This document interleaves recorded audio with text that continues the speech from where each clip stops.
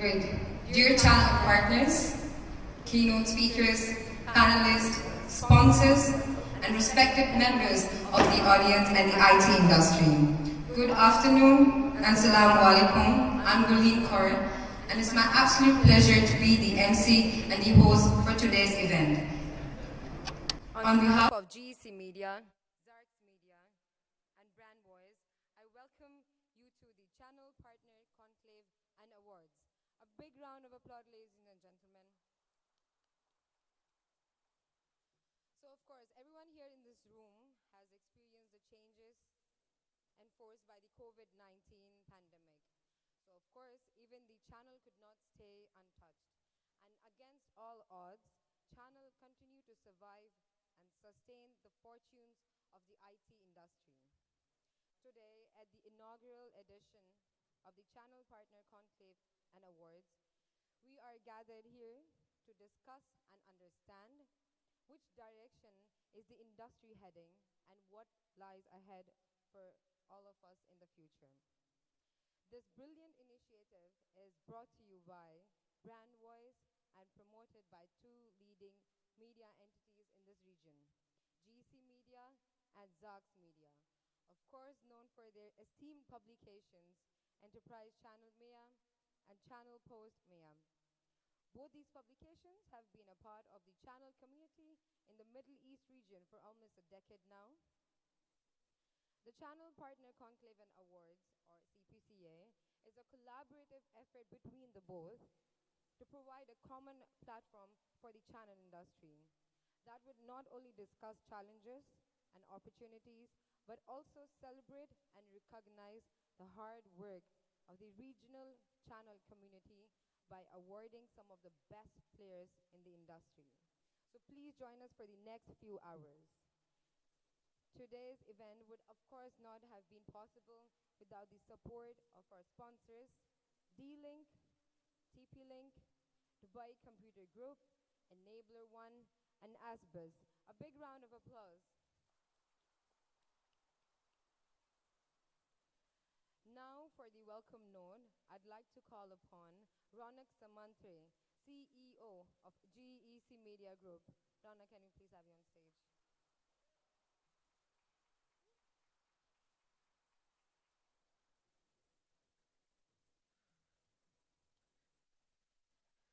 Hello.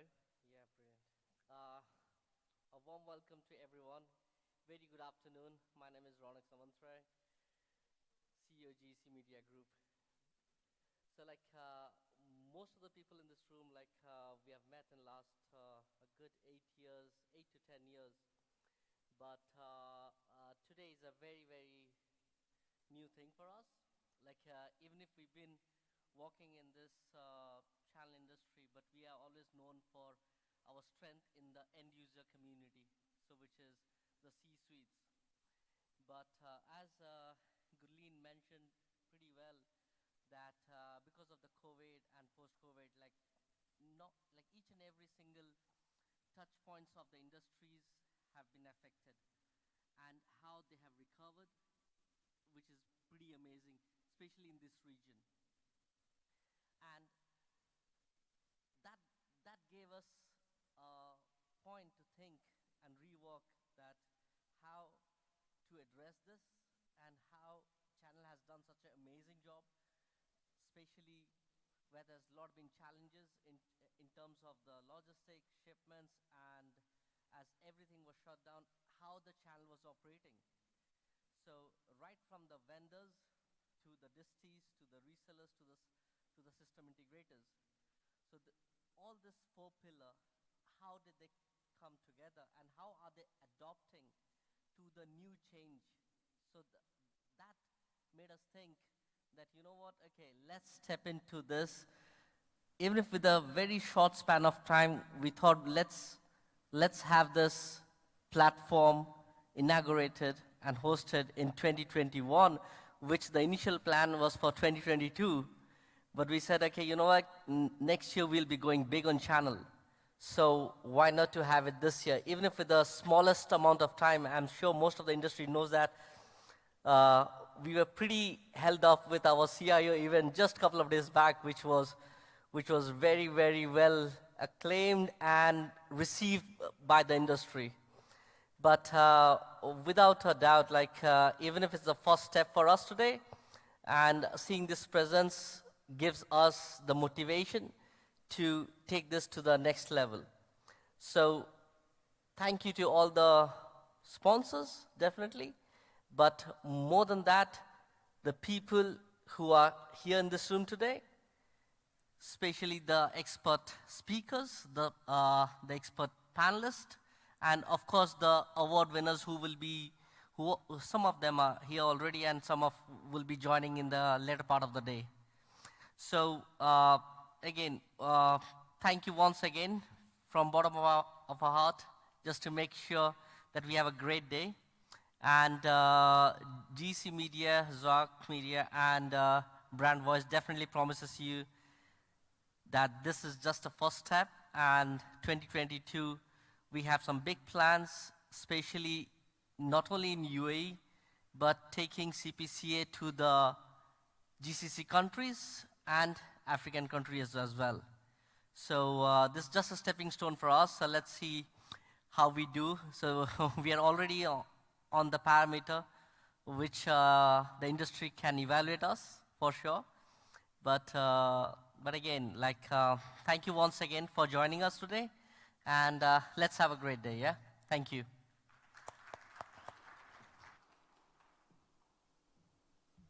Thank you so much, Ronak.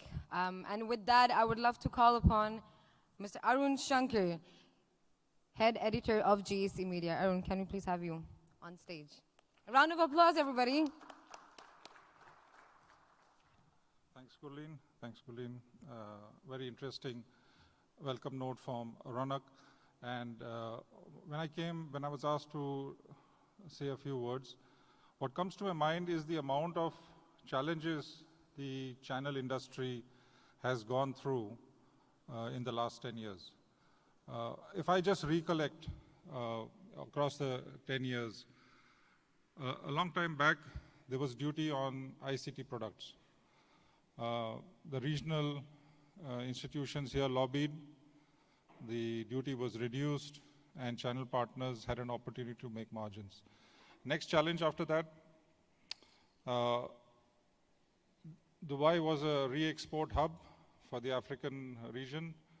The vendors looked at that opportunity lucratively, built in regional distributors, and the re-export business fizzled out. Okay, if I can look at it from my point of view. Then we had the emergence of value distribution versus volume distribution. Distributors started looking at value seriously, and then you had the volume value equilibrium. Some distributors going all out for value, some creating value divisions inside volume. Again, disruption inside the channel. And then we had the oil price slump, okay, which literally removed a large part of the credit flow for the channel industry and led to a lot of consolidation and change of models and so on. But that's not the end of it. Just as things were, okay, oil price slump meant currency exchange valuations changed, local currencies were having a problem, and then we saw PCs going into decline. I remember IDC talking about 26 consecutive quarters of decline in PC numbers in the MEA region.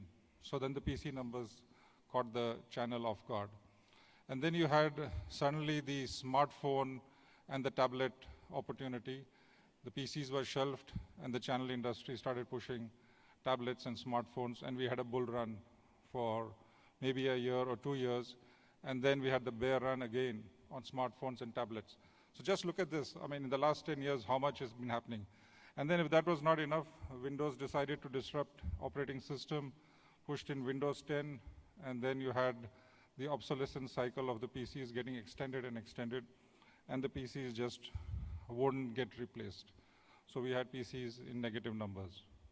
And then we had the pandemic.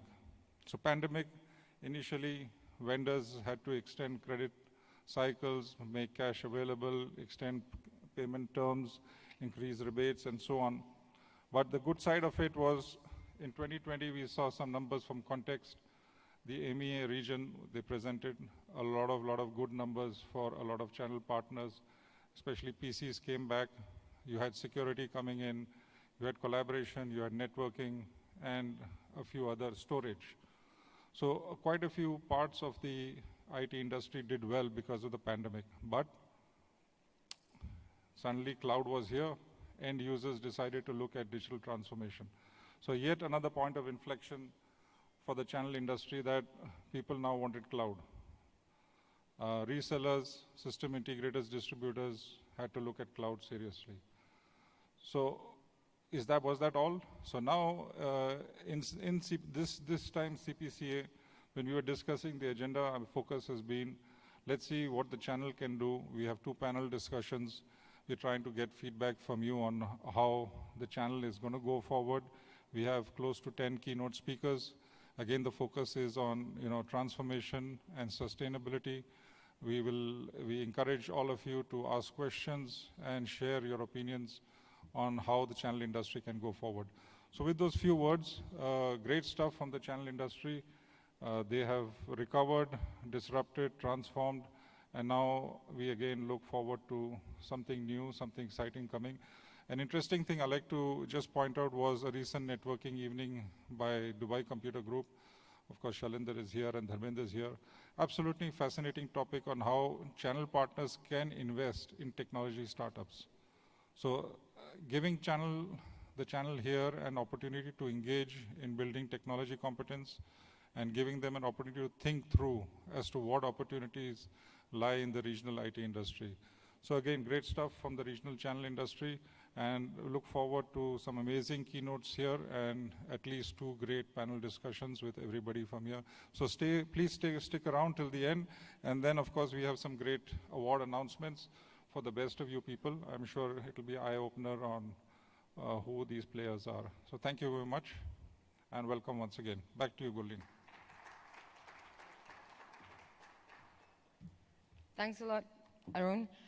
Now, ladies and gentlemen, with that, I would like to introduce our next speaker, but a bit of short bio about her. Having a vast experience in the IT industry, working in insurance, and throughout her career, she has worked with global vendors, distributors, and local resellers across the region and globally. With her expertise in the industry, she would be giving us critical insights on ease of doing business. Ladies and gentlemen, please can I have a round of applause for Saima Maryam Jalani, Assistant Director of Howden Specialty.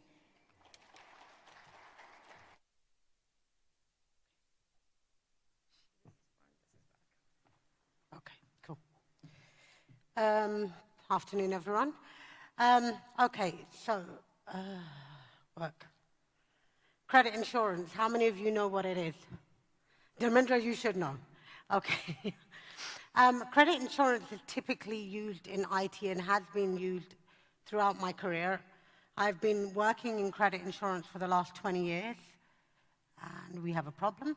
So I've been working in credit insurance for the past 20 years, and in the 20 years that I've been working in credit insurance, I've worked with vendors across the world. One of the first distributors in this region, in this market, was Tech Data, for those of you who know where they are. They then became Abtech. They then became Ingram Micro. So we've worked with them for many, many years. Credit insurance is typically bought in the channel by vendors and distributors. We often don't find the smaller distributors or resellers purchasing the product, which creates more of a problem in the cycle. And as the team said, the market is seeing a huge change from box pushing, which is your traditional business, towards service orientation, integration, cloud business, and we need to see how our product can help you develop, because ultimately, we're a credit business, right? All the way around the world, from 30 days credit to 180 days credit. If you're doing system integration, you're doing something a bit more complex, you're doing much longer payment terms, how can we help you? So Howden is one of the world's largest brokers. We work with majority, well, actually, 80% of the distribution market in the UAE works with us. From the number one leader, I'm not going to name them, but I'm sure you know who they are, all the way down to Smile Computers. Okay, so we have the whole range working with us. Credit insurance needs to be structured and understood by each company. How does it help you? If you buy it without understanding what we need to do to support you, you will fail. It's as simple as that. You need to understand that the product needs to be tailored. So when you go out, gentlemen, most of you are men here, when you go out to buy a suit, if you buy something off the rack, it's not going to fit your body perfectly. So if you go and buy an insurance policy off the rack, how can it fit your business? It cannot. Each one of you is different. Each one of you offers something different. And we need to understand how you work before we can deliver you results. And that's one thing that we do as a team. We have the experience with doing it. We understand your market, sometimes more than you do. And then we help put the product together to work for you. What does it do? It protects your receivables. So all of you have health insurance. All of you have car insurance. All of you have property insurance. I'm assuming you've got insurance for your products. Have you protected your receivables? Your receivables make up 60% of your balance sheet. That's a lot. And most of you are running unprotected. So what do we offer as a team? Credit protection. We help your businesses grow. I'll go back to one of the leading distributors who bought credit insurance early, maybe 12, 13 years ago. When we started working with them, they were a $400 million business. Today, they are a $4 billion business. That's how credit insurance can protect you, because you're not worried about what can go wrong. That's what we're there for. We come with vast experience. Most of you will know this man over here. He worked for Tech Data. He's a channel expert. He works in IT, and he's called the king of IT in our industry, and I'm his princess. We come from a credit insurance industry. We've all worked around the world. Mahan and I came from Europe. Shukri's local. He's a Syrian chap who's been here for 15 years, 20 years. And Pradeep comes from the Indian market and has been again in the GCC for 12 years. So we have vast experience on this region and how to handle it. I can get technical, but I think I'll put you to sleep. But what is key for your business is we've got different ways to structure the product to work for you, to make it work for you. And I'm open to questions. Anyone who, rather than me blah-blahing about how the product works, I'd like to have questions about what you do today and how we can help you. So if we can get a mic, and anybody who has questions, they're welcome to ask me. Feel free. Dharmendra, where are you? Open the questions.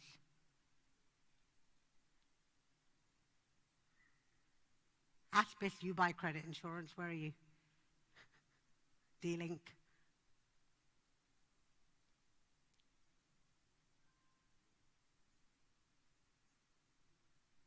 Before I fall off the stage.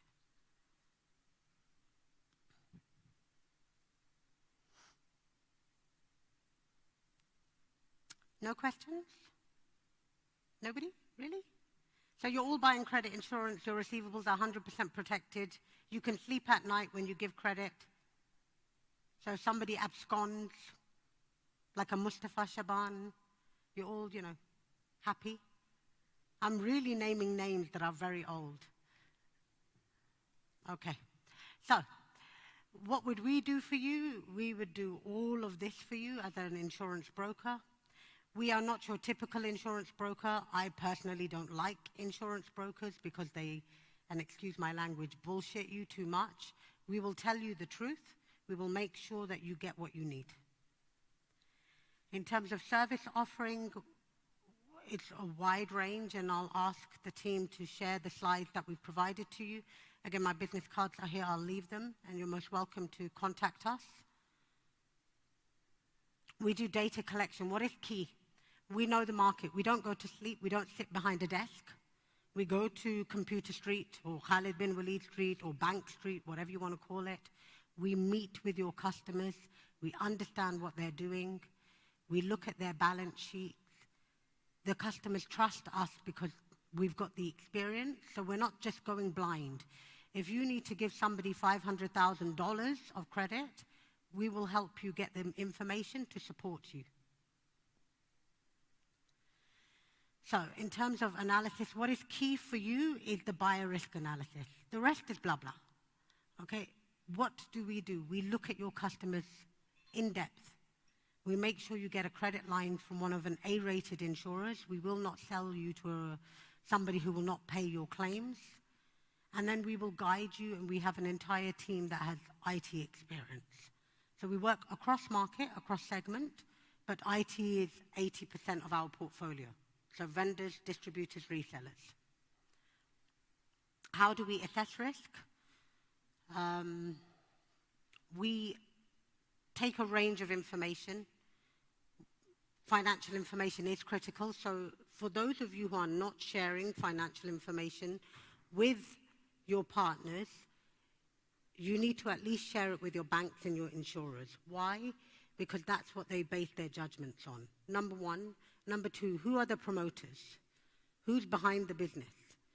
Are they trustworthy, long established? What is their family doing over here? Do they have their family here? Do they have their children here? One of the key things we look at is all of a sudden somebody starts sending their children back home and their wives back home. Get ready. They're about to run. And we're ready. We know that's happening because we make sure we go on the streets and we make sure that we meet with everyone on a regular basis. So we assess risk. An exceptional risk would be somebody like PepsiCo, and that's done around the world. So PepsiCo is exceptional. In the IT industry, everyone falls between 4 and 7. I don't see anyone else beyond that or better than that. Maybe a Dell, maybe a Cisco, but generally in the distribution market, it's between 4 and 7. And 7 is 6 and 5 is the traditional ones. Why? You don't make huge margins, right? You're working on a 2-3% margin sometimes. If you're working in integration, you may make more, but your margins are thin. So if your business is not managed and you are not protecting your credit risk, your margin is gone. 1 year, all gone. So it's worth the money spent. How do we do it? It's a range of information goes in, as I said. And one of the key things is because we work with multiple distributors and vendors, we get information that you do not have. What your partners are doing, what your peers are doing in the market, who is being paid by who. So for example, I come to you and I take credit from Mindware. And I take credit from Mindware of $500,000. I then don't pay them. I then go to Reddington. I take another $500,000. I don't pay them. I then go to Logicom, take another 500. I go to Aptec, I take another 500. What happens? Everyone gets burnt. So all of a sudden, there's a big problem. So when that information of non-payment comes to us, so when Mindware isn't paid on day one, we've already warned Reddington, Aptec, Aspis, Logicom, do not sell. This customer's a problem. So this is the benefit of credit insurance. A whole range of information goes in, public, private, government, ECA information, everything goes into this database and releases a grade, and on the basis of a grade, we underwrite your risk. We manage your claims for you, so we do everything that you need all the way across the board. So you buy the policy and we look after you. Is that right? Do we? Sure? Okay. This is the team. I'm done. I'm quite quick at speaking, so if anyone has any questions, I'm open to them. Please. Do we have a mic?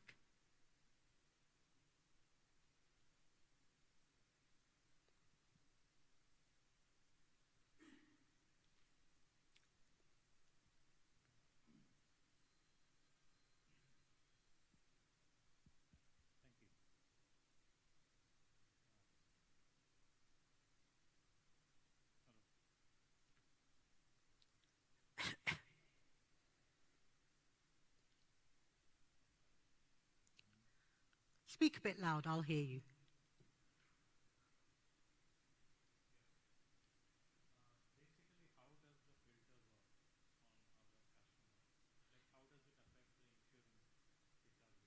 How does what affect the insurance?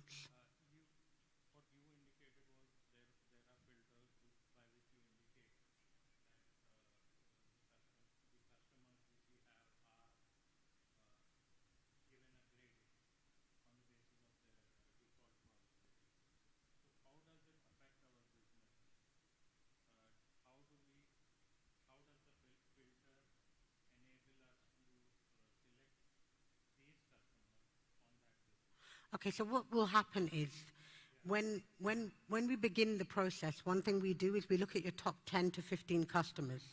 On average, a business's 20 customers will represent 80% of their revenue. Each of those customers is graded. The better the grade, the more credit you should give them because they're more likely to pay you. The weaker the grade, we find out why, we explain it to you, and we then make a calculated decision whether we should give them credit or not. And we do it in partnership. So if, for example, you're working with somebody and we're not comfortable, but you've got good trade history and you've known them for the last 10 years and you're very comfortable with them, we will take that on board. We make sure we understand you and your business. We put the two together and we work with it.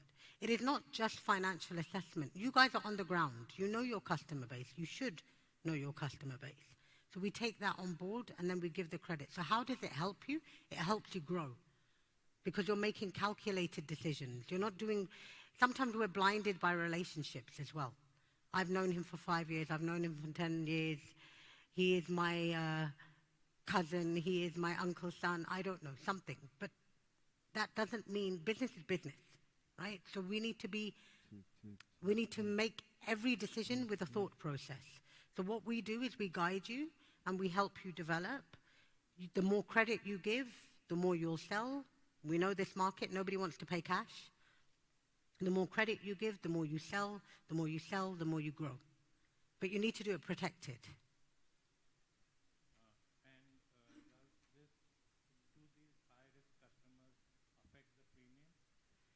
The quality of your customers does affect the premium, but the premium is calculated with a range of things taken into perspective. Number one is what sort of revenue you do annually.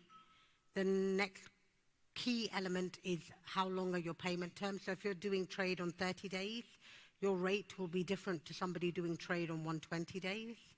What industry are you from? It's IT. It's a relatively stable industry, but it takes up and it's got a curve situation. So in IT, if you analyze it from an economic space, especially in the Middle East, you see a downturn every 5 years.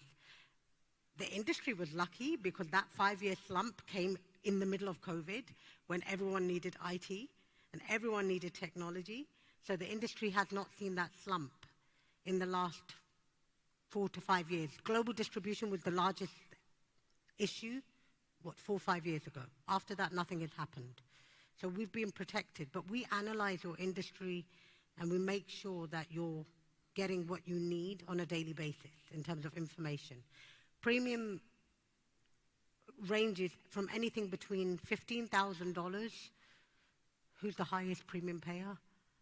$2.5 million, okay? But that is because their business is that big. So it ranges. It's huge. And as a percentage? Pardon me? As a percentage of the rates vary. It depends on business to business. I'm more than happy to ask my team to send presentations out to anyone interested, and I'm done. Anyone interested, and we can then present to you and work with you and price your business for you. Okay. Hi, Sam. So time's up. Hello. I have to get off. Yeah, one question. Yes. This model of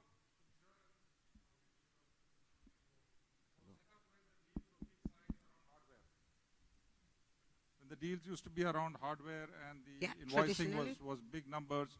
So give us an idea now as we're moving to services and OPEX type of models of billing, and it's more predictable, it's more software oriented, the numbers are not that big. what happens to the risk and what happens to your business interests in terms of premiums? How do you manage all this? You see, like you said, traditionally it was box pushing. It was always hardware. But hardware is still an element to every transaction. If there's no hardware, the transaction cannot happen. So now we understand that there is hardware, there is software, there is system integration, there may be cloud, and each of those things needs to be structured individually. So credit insurers globally have learned to adjust around what the IT industry needs. We structure the policies so that it matches what you're doing. So if you have staged payments, you've got a contract for a year, but you're delivering every 30 days and an invoice. So we will work around you, we will understand what your business is doing, and then we'll structure it. It's not overly complex, but you need to work with somebody who understands what you do as a business, not somebody who's going to sell you something from the rack, somebody who will tailor your suit and give you a good result. Okay? Okay. Thank you very much. And let me down and give me your hand. Thank you.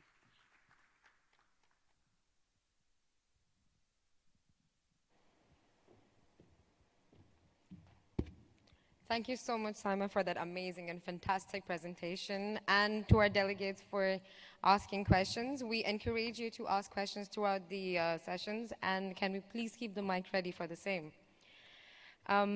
For the next session, I would like to invite Mr. Shahnawaz Sheikh, Vice President, Business Strategy for Amiviz.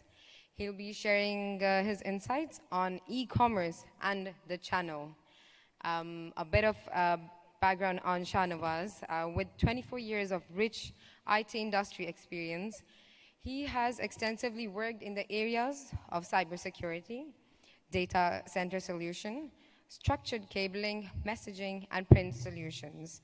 And of course, he's one of the well-known faces in the channel community in the Middle East region. Can we please have a round of applause for Mr. Shahnawaz?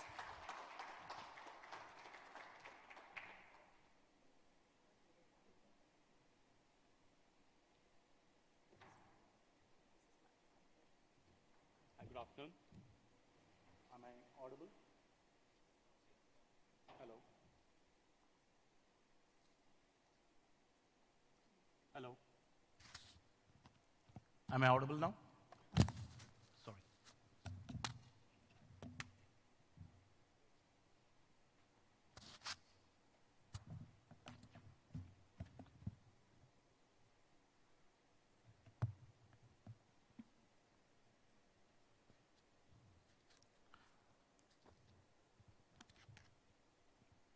Perfect. Thank you. Yeah, I said my name is Shahnawaz Sheikh. I work as VP Business Strategy at Amiviz. So my topic today is e-commerce and the channel.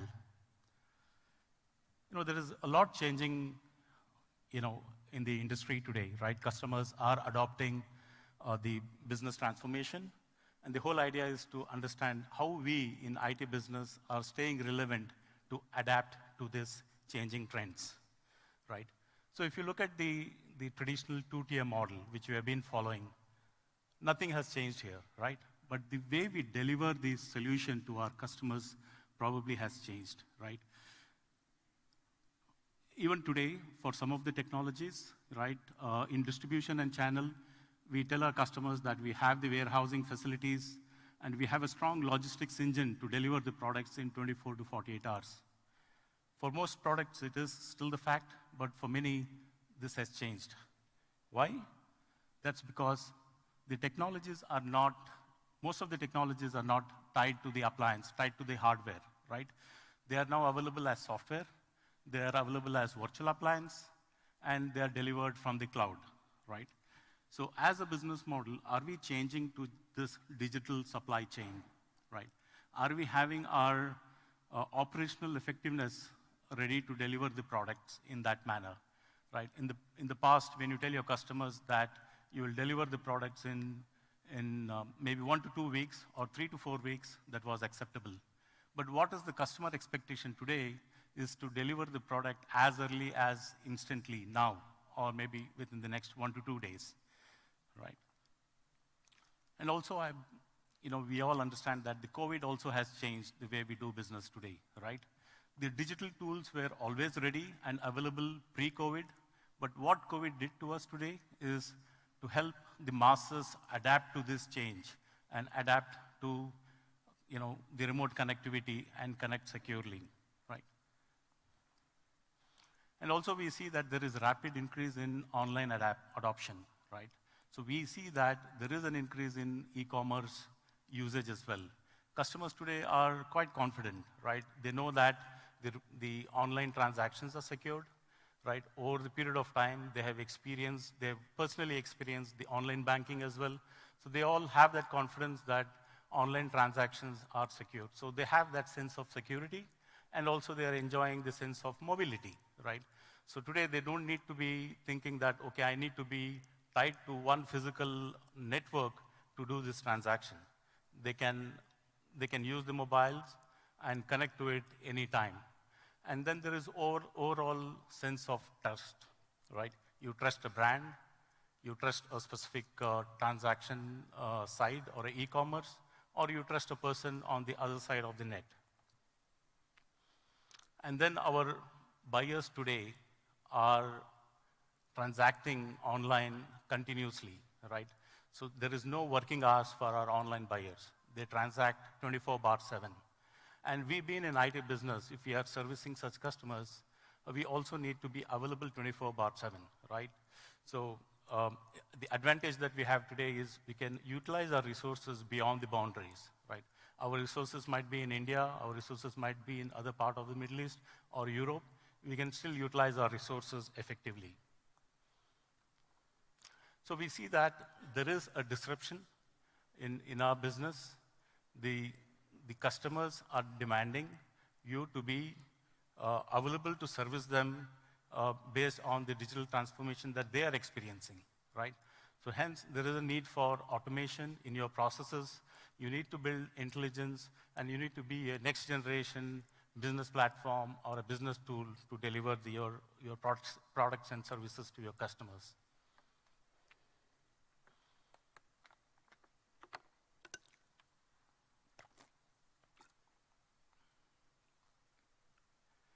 So let's understand the 4 pillars of digital transformation. So let's start with collaboration. Now, when you think of the e-commerce website, the consumer-based e-commerce website, it's great, an individual goes, selects the product, puts into a cart, and then does the transaction. But for IT businesses, maybe that approach is not 100% relevant. You still need the human intervention, right? You need to have a hybrid approach in your collaboration. You still need to speak to some expert. You need to have your technical negotiations, your commercial negotiations, and then you proceed to decide on a solution. You also need to build automation and AI for cross-selling, right? You sell a product, and during the same discussion, you want to recommend something else. Again, in a consumer behavior, you see a user going on to Amazon, there is a product recommendation that he sees. In a similar way, in your businesses, in your products and services, you need to offer those cross-selling options to the customer. And then the customer experience center or a demo lab, right? Pre-COVID, we used to always send our engineers to the customer site to deliver those demos, right? And during COVID, we have experienced, and the businesses continued to exist, but what changed? We started delivering those demos remotely, right? We didn't have to send our engineers physically to the customer site to deliver the demos, right? And the 4th pillar of digital transformation is data intelligence. It's all about visibility and availability of the information. Helping your own employees have better productivity when you give the visibility, when you give access to all the information that they need to have, right? So these are the 4 pillars of digital transformation. And let me give you a good case study of what we did at Amibis to build a digital transformation story to our partners and customers, and also the vendors, right? So all those 4 pillars have been incorporated in our offering. So first and foremost, we focused on the collaboration tool, right? Prior to that, we introduced the marketplace. We added a portal and a mobile app as a tool for our partners to communicate. And then we had the collaboration platform.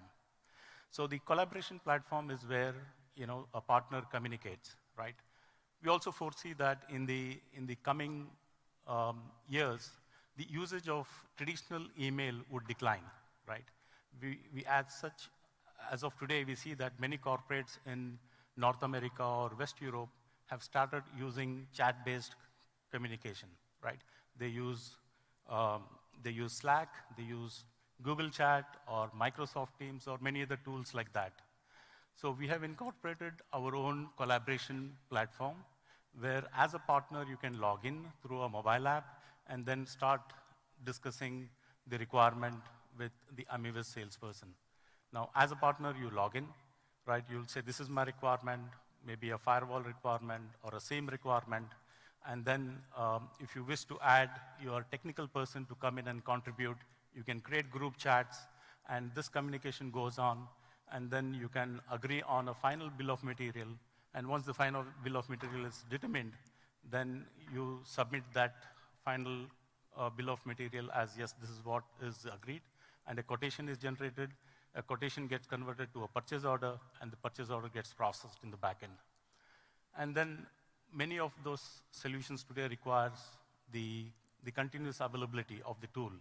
So there is an online service portal available where partners can log in and do the transaction for some of the run rate products, where you don't need to interact with any technical expert, or if it is not a large solution which requires more people to join, and it's just a run rate business where you can just log in, select your vendor, select the SKUs, select the quantities, and then complete your transaction through that.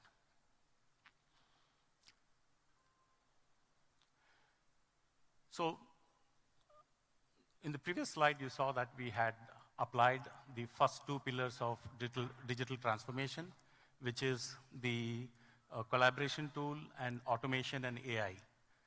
Here, what we have done is we have created a backend, a demo lab or a customer experience center where we have installed and integrated all the technologies that we distribute. So all the technologies that are distributed have also been integrated with each other. Wherever there is an integration possible, that integration has been done in the backend. And then let us say that is a partner who is requesting for a demo, right?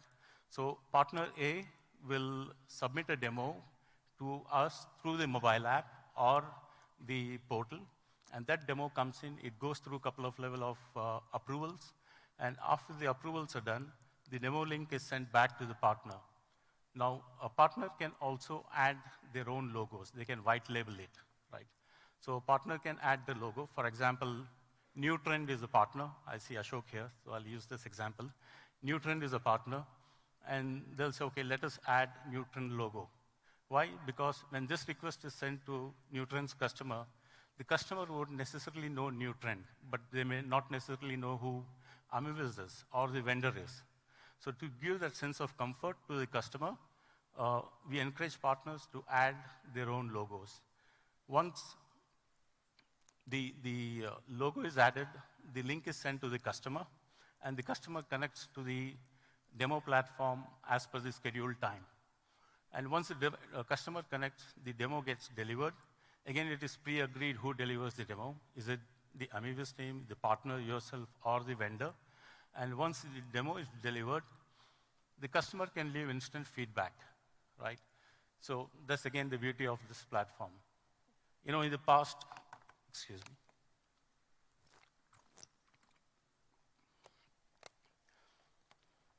In the past, you used to have an engineer who used to take the feedback, come back and give the feedback to the management. But here, you can capture the feedback instantly. Customer may have liked all the features, but would like a follow-up demo to get an understanding of the other technologies. So the customer can leave the feedback, and a follow-up demo can be arranged.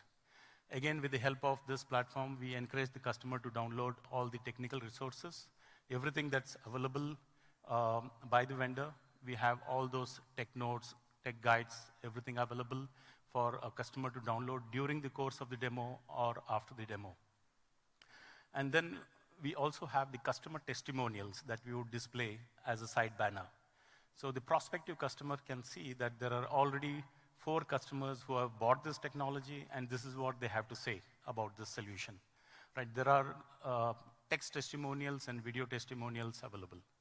Again, because this platform has to be available 24/7, in future we will be adding the recording option as well as the chat support for our customers.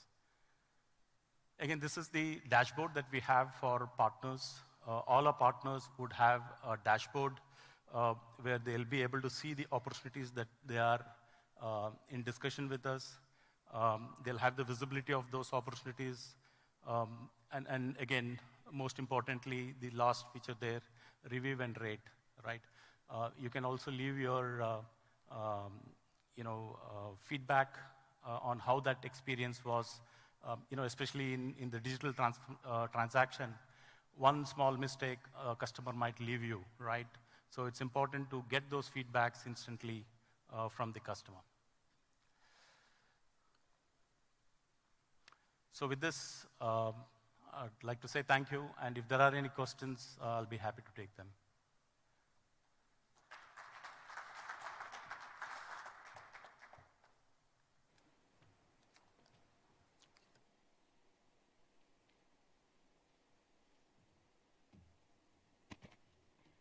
Thank you so much, Shanawaz, for the amazing presentation. With that, ladies and gentlemen, we move on to the next session.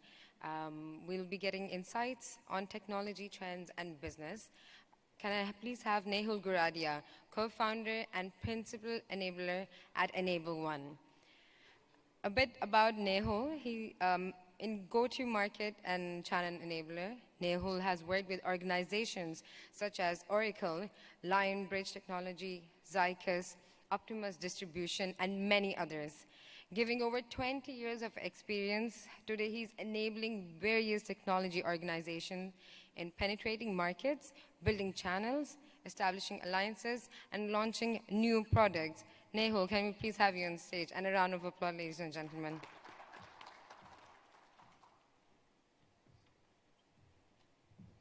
Is there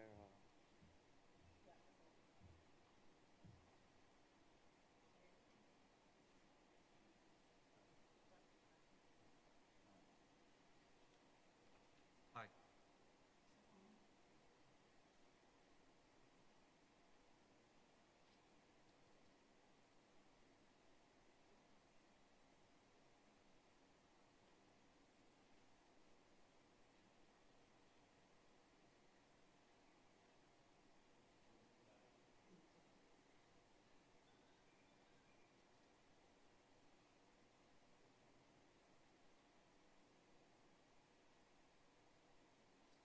Hi. Am I audible? Yeah? Perfect. Good afternoon, everybody. My name is Nehul Guradia, and I run a go-to-market, route-to-market advisory firm called Enable One. The topic that I'm supposed to speak today on is technology trends, right? And then we're seeing the snafus in getting the basic technology working for us in terms of being able to talk to each other, right? And that's always the fun part about technology, right? But just a little bit about who we are, and then I'll get into the actual topic, right? So as I mentioned, we run a go-to-market, route-to-market advisory firm, right? We work with B2B technology players, vendors, distributors, partners, helping them penetrate the markets better, whether directly or indirectly. So indirect, we help build channel programs, channel structures, channel audits, channel programs, channel incentives, channel marketing, and a lot more. And then directly, we work in terms of brand positioning, pricing strategies, product development support, and demand generation, and a lot of stuff. We've been fortunate in being part of the industry for a while, right? Me, my partner, we've been around for about 20 odd years, selling technology, having made tons of mistakes over the years, and that's exactly what we are trying to help our customers avoid, right? To help them avoid making the same mistakes that we've been doing. So the topic, as we said, is technology trends and business, right? And when I was asked to speak on this topic, I actually felt like her. How many of you recognize her, by the way? Brilliant. See, that's what I felt. I actually was like, wow, I'm going to talk around technology trends, right? And then I remembered who I am, right? Can't do much. But where does the inspiration for technology trends come from, right? Where do we, right, before we got into the industry, before we got into anything, where did we first get our glimpse of what technology could be, what impact it could have on our lives? Movies, right? All of these built the dreams, built what we see today. Flying cars, autonomous vehicles, hoverboards, all of them have been what we've been seeing through the years, and they're coming into reality today. So the whole thought was, are we seeing something new? Have we seen something in some shape or format before? Or did somebody dream of it at one time and we are all together bringing it to reality today? So let's look at what we believe trends could be, right? How many of you saw the whole announcement, Facebook is now metaverse? Yeah? Brilliant. Have you seen the movie? And this is one of the movies that I had mentioned in the previous slide, Ready Player One. Please go and watch it if you haven't, right? And then go and see Mark Zuckerberg's statement around what he wishes to achieve with metaverse. And you'll actually feel like, oh, is this really going to happen? This is not a small announcement. It's going to have a huge, huge impact on our lives, on our personal lives, on our business. It's creating a whole new market, right? We went from physical to online. We're now talking a whole virtual world being created where you live, you play, you do business, you go to work out there. And that's something which is, we don't know whether it's going to happen during our lifetimes, but that's the aim. That's what they want to do. And that's what metaverse is all about. So how is that metaverse going to come into play, right? And I think Arun touched on this topic in his keynote introduction, but cloud has arrived, right? And this is something I wanted to talk about it, get it out of the way. It's no longer part of a trend. It has arrived, right? The last 18 months has changed the way customers have reached out and asked us to conduct business, right? Today, more than any time else, partners, and this is feedback from you all, right? So Enabler One conducts an annual survey of the channel ecosystem called Channel Speak. This is feedback from you guys. Cloud is reflecting as the #1 technology to sell in 2021, 2022, and beyond. 30% of the partners are saying that the demand for cloud is expected to grow in the coming year. So when you look at all these statistics, you look at that, we cannot just say, is cloud part of the trend? Cloud is no longer part of the trend. Cloud has arrived, right? And how is it being delivered? So we talk about SaaS, IaaS, PaaS, right? But today, I'd also like to highlight around hardware as a service. There's a good chunk of technology providers in this room who still provide it as a hardware. And this is becoming a new key aspect of customer procurement or customer buying pattern that is growing phenomenally globally. We're talking about it becoming a $300 billion market in the next 6 years. And that's something which we all need to be cognizant of, because we are seeing customers in our region also asking for a subscription-driven model for the entire gamut of suite that they purchase from us, right? And which means us, people in this room, have to ensure we are aligned to that expectation of the customer. We are aligned to that buying pattern of the customer. And it's no longer just sell, service, support, and walk away. Whether it's software, whether it's hardware, it's all being delivered as a service. Digital transformation. So I'm gonna, by the way, let me make a small disclaimer. I'm not gonna talk about AI. I'm not gonna talk about big data. I'm not talking about security. I think I'm not gonna talk about e-commerce. I think my previous speaker has done phenomenally good job around e-com, and I've got, I think, a brilliant panel of speakers coming after me who are gonna talk around these topics.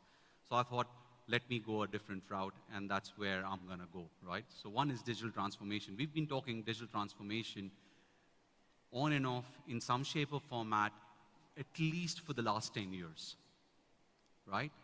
The first time an ERP was deployed, that was digital transformation of a different nature. Application service provisioning was digital transformation of a certain nature, right? Mobile app, digital transformation of a certain nature. Digital transformation has been spoken about time immemorial in a way, right, for the last 10 plus years. And yet, when you look at numbers, that it's gonna more than double in the next 5 years. That's an astounding figure to look at. And when we say more than double, and when we look at what is digital transformation, it covers every aspect of technology that we can look at: IoT, AI, blockchain, big data, enterprise applications, network infrastructure, security, right? Everything that we can think of comes within and part of that whole process to deliver digital transformation for an organization, internally and externally. The change that I'm seeing within digital transformation, though, today, is there's a lot more emphasis also on internal transformation and not just customer facing. So it's not just outside in, but inside out, right? So there's a huge, huge potential and scope for the channel ecosystem to go and provide a solution which delivers that service, which enables an organization in this time, in COVID, with regards to hybrid environment, remote working, on-premise, health issues. We've been talking about all those aspects, and then the requirement of ensuring that are we still relevant and providing the right set of solutions to our customers to enable this to happen. Some components that I'm going to talk around are, which are typically not spoken about a lot: fintech. How many of you are involved in any kind of fintech solution, if I may ask today? Anybody? Got one in the room. Fintech is expected to become a $31 trillion industry globally in the next 5 years. And we are not in it. And when I say fintech, I'm not talking just about payment apps, right? Today, there are days I don't carry cash, right? I'm out. There are days I've forgotten my wallet, my phone, everything. I tap, I pay, and I go, right? I'm sure a lot of us do the same thing. But that's not what fintech is all about. Digital banking, mobile banking, internet banking, that's not what fintech is all about. To enable all those services to happen, IoT is needed. Network infrastructure is needed. Security is needed. There is a ton of solutions required to hit this $31 trillion market space in the next 5 years. MarTech. One of the biggest concerns we heard last year was the ability to reach customers. Customers are not available. They are working from home. Phone numbers don't work anymore. It hits a board, no extensions, right? They're not reachable. And on the other side, we hear from customers about the plethora of messaging coming to them from all the different players in the market, trying to get their mind share. This is one of the biggest gainers in the last 18 months. Currently, $345 billion global market, expected to grow at around 22% year on year for the next 5 years. It includes solutions like marketing automation platforms, ad tech platforms, right? It includes digital displays. There's a whole host of solutions that is now being utilized by us to get our messaging across to our customers. Now, this is from us, from the tech industry, trying to reach customers. Think of the customers themselves having to reach a consumer who could not exit his house for 5 months. How are they delivering that service? How are they getting that message across to them? This is a brilliant space for partners to not just provide a product or an application, but a whole plethora of service around it. And it's profitable. Collaboration. Yes, it's still there. It's still part of the trend, and it's going to continue to grow. It's growing at 12% year on year, expected to hit $80+ billion in the next 5 years. And this is, again, a very different aspect of it. We went through one wave, second wave, third wave, fourth wave. Now we've got Omicron. We don't know lockdown, work from home, remote working, hybrid working. All of these has created a need for a communication and a collaboration platform or a experience which is equivalent to what you would get when you're sitting inside an office and speaking to someone, which means your home offices needs to have that same level of quality of experience, quality of service that you would have had otherwise sitting inside your own office. There is tremendous scope still. There's a lot of innovation happening around this space, both from a hardware and a software standpoint and cloud-based offering standpoint. And there's still a significant amount of money to be made by partners in this space. Robotics. If you look at it today, robotics have been around for a while, right? We've looked at it in automobile manufacturing. We've looked at it in other manufacturing industries. But the last 18 months has also brought one more thing to light. The last 18 months has brought the factor that we do not want something which could have been touched by a human, because we do not know if it is being sanitized. We do not know if there is a risk of the virus transmitting or moving. Is it because of touch? Is it because of the air? We don't know. There's still a lack of knowledge. Today, robotics is becoming a $74 billion industry, stating from manufacturing, production, distribution, and then last mile. Everything from your servers at the restaurants, customer service people, your retailers, your healthcare professionals. There's a lot of robotics going in today. And that is, again, a space where we still haven't done much as an industry in this region, and which is there's a huge potential out here for all of us to scale up into. Services. I believe I was having a conversation outside, and you guys should, if you're not already, please do speak to Nadeem. Nadeem, you should be talking about what you plan to do with your services-driven aspect. This is the thing. Collaborating and creating a skill pool which need not be held in-house. Collaborating and getting a skill level which you did not have earlier. Today, crowdsourcing platforms, and I'm not talking about your crowdsourcing.com, your Fiverr.com, and all of these, where you can get your logos designed. By the way, I got our logo designed through such a platform, right? But I'm talking about enterprise solution being delivered in a crowdsourced manner.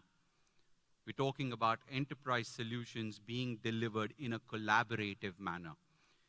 There was a time where banking industries, governments did not allow you to deliver service remotely. You needed to be on-prem, you needed to be in country, you needed to be there physically to deliver that service. The last 18 months has put that to a test. The business won't function if that is the way they continue to put down their laws. Things have changed. But what has also changed because of that is the landscape has changed.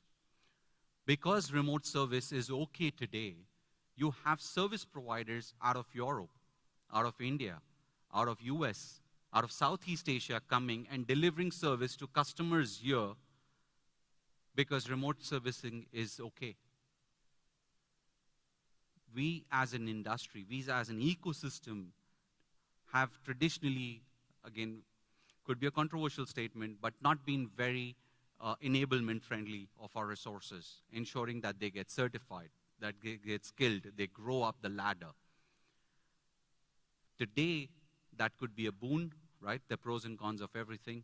And one of the aspects that I look at today is you don't have the skill, I do, I don't have the skill, you do, collaborate. If you don't, somebody else is collaborating. This crowdsourcing aggregation business is expected to grow at 36% year on year for the next 5 years. There's super potentiality. If you have the skill pool, talk about it, ask partners to work with you. Tell your vendors that you're open to work with other partners. Tell your disties you're open to work with other partners. Share your skill resources, get skill resources from others, and go and service your customers. And you'll find a more happier customer because you've given a skilled solution. All of this so far I was talking from what the globe has been talking about. This is a forecast by you. In the 2021 Channel Speak survey, this is what you guys forecasted as what you believe you will be selling in 2021 and beyond. It's a forecast from your side. And if you look at it from a trend perspective, we're almost in alignment with the global trend. We're still talking cloud. We're still talking networking and communication. And we're talking services. There is a scope there. We are in alignment. We just need to do a lot more, maybe, than what we have been doing to get our share of those $30 trillion pies that we're seeing everywhere.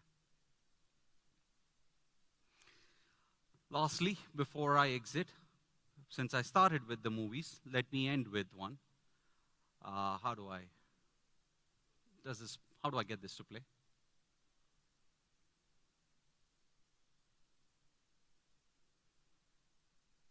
Now.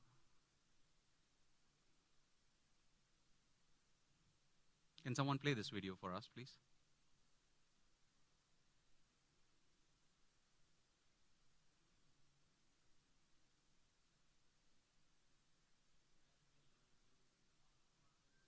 Sorry? Yes. How many of you have watched this movie, by the way? One of my most favorite movies of all time, and one of my most favorite scenes of all time, right?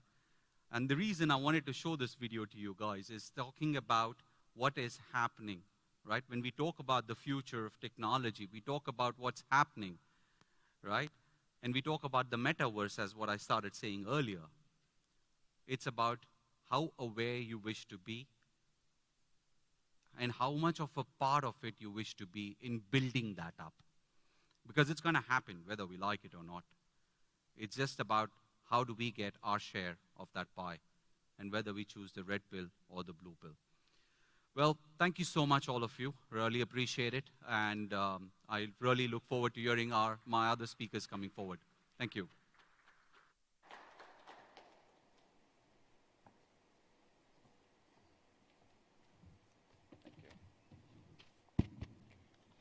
Thank you so much, Nehu, for that amazing presentation and the metaphors of the movies.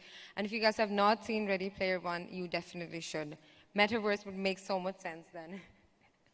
Moving on to the next session, we have the panel discussion on the channel and the new normal.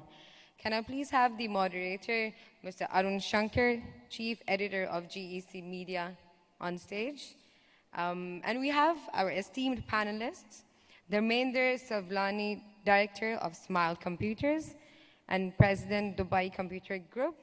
Can we please have Neho, again, co-founder and principal of Enabler at Enable One, Dr. Shailendra Rugwani, Group Managing Director at Expert Computers, and Mr. Shahnawaz Sheikh, VP and Business Strategy for Amigvis. A round of applause, everyone.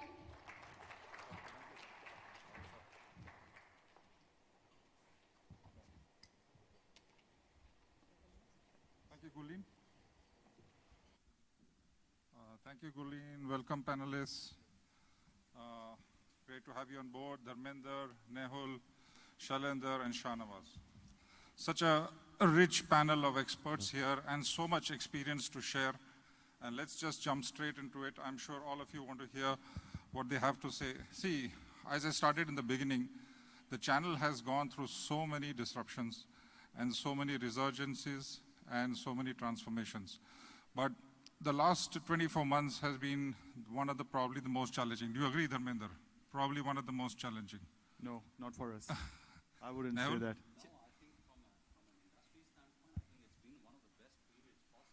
Challenging? Challenge of a different kind, I would say, where there was a product shortage, there were, different kind of issues, logistics issues. Fantastic. Shahnawaz, Amigvis came out of nowhere. Challenging or encouraging? I think for some technologies it was quite challenging, but some it really helped. Okay, fantastic. One ground rule here, we have a fantastic panel coming up on the cloud. So let's not dwell too much on the cloud.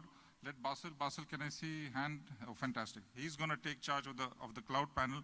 Let's just jump straight into the focus for this panel. 3 rounds of questions for all of you. Tremendous experience you have as a reseller, as well as president of DCG Group, managing 100+ channel partners. What do you think about it? About changing channel models? Go ahead. Well, definitely there has been change in the way we conduct our business. The technology does play an important role. And fortunately, because of cloud and other AI-based technologies that we have now, the technology has become very easily accessible to every smallest reseller and a player in the market. So they have made the best use of technology, whether it is working from home remotely or anything else. And thankfully for the industry, the shortage has made sure that we are looking for products and not for customers. So that way, last 2 years have been very good for the industry, and I see that next few years will continue to be good for the industry because the size of the market for devices has gone up, naturally gone up. Wherein an individual house, there used to be a couple of devices in terms of laptops and other devices. Now you have at least equal devices to the number of family members in the house. Fantastic. Very interesting point over there. And we heard from Context last year where they reported double-digit figures for all types of devices. So very interesting, especially for the breed of resellers who deal in devices over here. But Neville, coming to you, you have seen the channel for a long, long time in Optimus and then setting up Enabler One. Do you think channel models for channel partners are changing or have changed or going to change?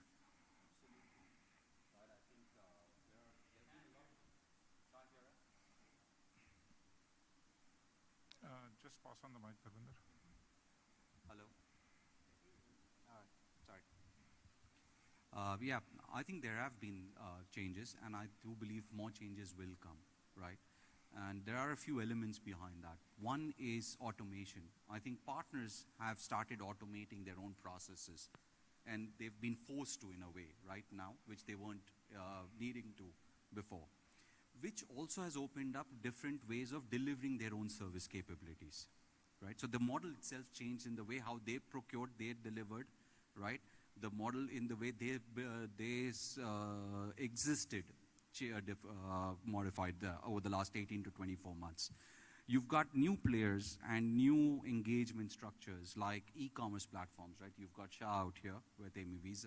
I could see the Ahad team out here also, right? So you have platform providers who are building up an aggregation model of some sorts, which also allows, and which is one thing that I really liked about Shah's presentation, is allowing partners to be part of that journey, which means it's also going to bring in a change on how the partner functions, right? So there are two very key areas that I do believe change is happening and will continue to happen.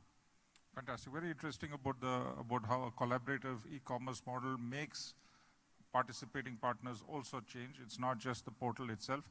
Coming to you, Shalinder, again, a long baseline in the channel. I just talked about my 10 years, but I think you've been almost 30 years as in this business from a long time. How do you see the model today versus 2 years, 3 years ago? How has it changed? One can write a book on it. You know, if you're asking 2 years, so that's the COVID time. You know, so pre-COVID and post-COVID. Yeah. I would say things are the same. Perception has changed. So the way people have taken the whole thing and they have worked around it, that process has changed. And for IT industry, it's very positive. I feel, as if you're asking channel point of view, it's definitely very positive. Channel has also taken it quite well, and they have adopted. And we hope, as we go towards 2022, things will look more, better and positive. Interesting. Let me just ask another question. That we saw the first presentation, and I did ask the question there about the changing risk. From your point of view, do you think the risk levels remain the same? Like the lady showed that between 4 and 6 for IT on the levels of risk. Do you think we're still in that sort of risk model, or things are sort of improving in terms of the velocity of sellout or something like that? Go ahead. Difficult question to answer at this stage. Everybody is hoping that the risk level will go down. If you're talking in terms of situation, but if you're talking in terms of actual business, we saw, different presentations where somebody was talking about credit insurance. Then we had e-commerce here, and really I liked what Mehul presented, the whole process, how things are going to work. So yes, risk, we hope it's going to be less going forward. Sure, fantastic. Thank you, Shalinder. Coming to Shahnawaz, so very interesting. Again, long baseline with Dell, SonicWall, and then into the software and then the cloud model. Overall, how do you think vendor, channel, distribution, sales models are changing? Go ahead. What I have experienced in the last 24 months, especially with COVID, when it comes to the channel and vendor ecosystem, especially when you have technologies that has a lead time of 2 weeks to a couple of months, where you need to have the vendor in the equation, that challenge has been achieved more successfully because of those virtual meetings. And many of the system integrators were able to bring in the vendors in the discussion with the customers, with a shorter lead time, so that their projects could progress timely. And even from the customer's perspective, they felt happy that they were able to talk to the vendor, timely. But pre-COVID, that was probably a challenge. A vendor coming from Europe or US was able to give enough time to every partner in the region. So that's one of the positive change that we have seen, where a partner was able to have that vendor face time with the customer and let the customer speak to the vendor about those projects which involved a longer sales cycle, which required the vendor's assurance and commitment also. Sure, fantastic. Great answer over there. Let's go to the next part of the discussion, which is, as Dharmender said, that work at home or school at home or other at-home things driving the number of devices into the homes or in offices also. But then devices without software, not okay. So short-term, medium-term, what are the challenges that channel partners are going to go through, whether it is devices in the home or, like Nehul said, new technologies, or like Shalinder said, business as usual, but much more buoyant and as Shana was saying about engagement. Your thoughts on that, Dharmender? Well, I feel that the good times are here to stay, especially because the basic base of number of devices has increased. So the replacement of devices will be higher. There will be more number of devices that would be replaced over a period of time. And looking at the way the technology is evolving, we have two ends of the sphere. One is the cloud, which is a high infrastructure where they require infrastructure, and the other end is the devices. So the entire spectrum in between is kind of being taken out. So you either have one end or the other end. And at this end, the number of devices, not only laptops or computing devices, but also home automation devices are increasing. Whether you have Alexa or anything else, security, surveillance systems.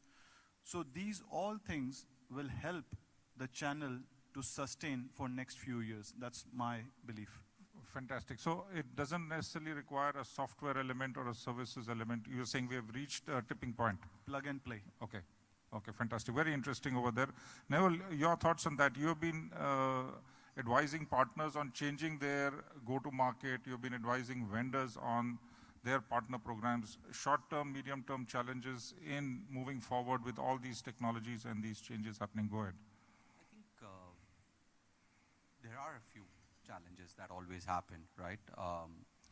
One is changing the way you do business also has an operational change, has a cash flow change impact, right? It has a resource impact. All of these are impacts which will impact on the short term. I actually agree with what my good friend out here just said, that the number of devices are increasing, right? Over the last 18 months, I think the number of devices in my house have increased, correct? Which means it will need to be supported, serviced, and replaced over a period of time. So which means there is a scope, definitely. Having said that, data is also growing, right? The amount of data I think that we've consumed or created in the last 18 months, I think is more than what we created in the previous 3 years together, right? And especially because of the way we've worked, that data has grown, which means there is compute required, which means there is processing required, which means there's analytics required, which means there's security required. There's a lot of things that goes around that. It's not data in a silo, it's data with everything around it. Challenges then is to deliver. Challenges then is in the skills ability to deliver. Challenge then is of course, the shortfall that we're seeing in chipsets and ability to deliver that compute path that happen. There are, but I think long term, there's a lot more positivity. Any challenge for the channel partner to bundle device and the aggregated ecosystem around them, like you said, security and... No, I think that's the best thing to do. That is the right thing to do, right? It's not a product sale. And we should move away, which is one of the things I spoke about, subscription model, right? Even for hardware as a service, right? It should no longer just be, you needed an endpoint, I gave you an endpoint. What do you need? What are you going to use the endpoint for is a relevant question to ask. And then trying to plug what are the services that you can deliver on top of that, whether it's, endpoint security or office license or whatever it is. It's not just, okay, bundled and taken, but ask the relevant questions.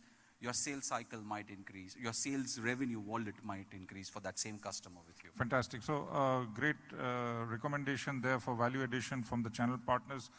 Coming to you again, Shalinder, did you ever think of a marketplace or an e-commerce portal for your well-established business? Just now, when you did the presentation. In due course of time, probably. But for yourself, I've seen a few resellers. I was going through the list over here. At least 3 or 4 of them have built their own websites. Yeah. And go ahead, please. So we are in B2B business, channel business. Till now, what we have seen is B2C, which most of the companies are focusing on. But yes, the channel needs to adopt and change because I've come across some of the major companies like power retailers getting into B2B market space. So if we don't adapt and fast, we may be left behind. So I think that's what we should work on for the future.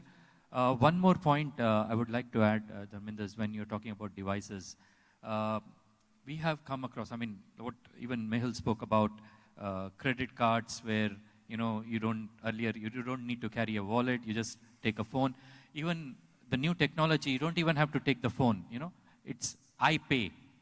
So the MasterCard is right in your eyes. You just go, connect with your eyes and pay. So things are changing, and definitely, we need to adapt to that. Fantastic. So you do agree the brick and mortar versus online threat is there in B2B, is coming into B2B now? One needs to act fast and adapt to it. Okay. We are not, if you're asking me personally, no, we are not in it. Correct. But surely there's change. So you do recommend that channel partners here look at it seriously based on your baseline of experience? Yes, okay, I fantastic. feel so, yeah. Fantastic. Thank you, Shalinder.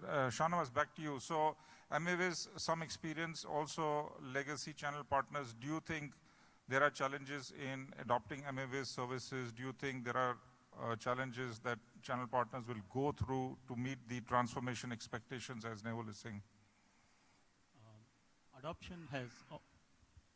Adoption has always been a challenge, right? So we have built the platform, we have made it available to the channel partners, have explained all the benefits, the tool brings in, but yeah, it is work in progress. For any organization, adoption, getting all the channel partners to work on it is a time-consuming process. So we are working on it, but I believe like any other, adoption phase, we are also going through the same. Any operational issues you foresee from channel partners? Like Neville mentioned a very good thing, that they can only adopt the platform if they themselves change. Yeah, there are some operational glitches, so we have kept the normal process in place to fall back on. Yeah, there are some glitches that that we come across from time to time, which are highlighted by channel partners or is part of that transaction experience, and then we work towards fine-tuning that. Okay, great. So we go to the last question now, and I just want you guys to reflect now on the initiatives taken by the government, and of course, a lot of changes happening in our ecosystem. We have a lot of research and skilling happening out of Abu Dhabi. Coding is a high priority. We have high-tech manufacturing as a key focus for the national government. So coming to you, Dharmender, what would you think is a sustainable future for the local and regional channel? Devices is obviously a great thing. What else is a sustainable future for the channel?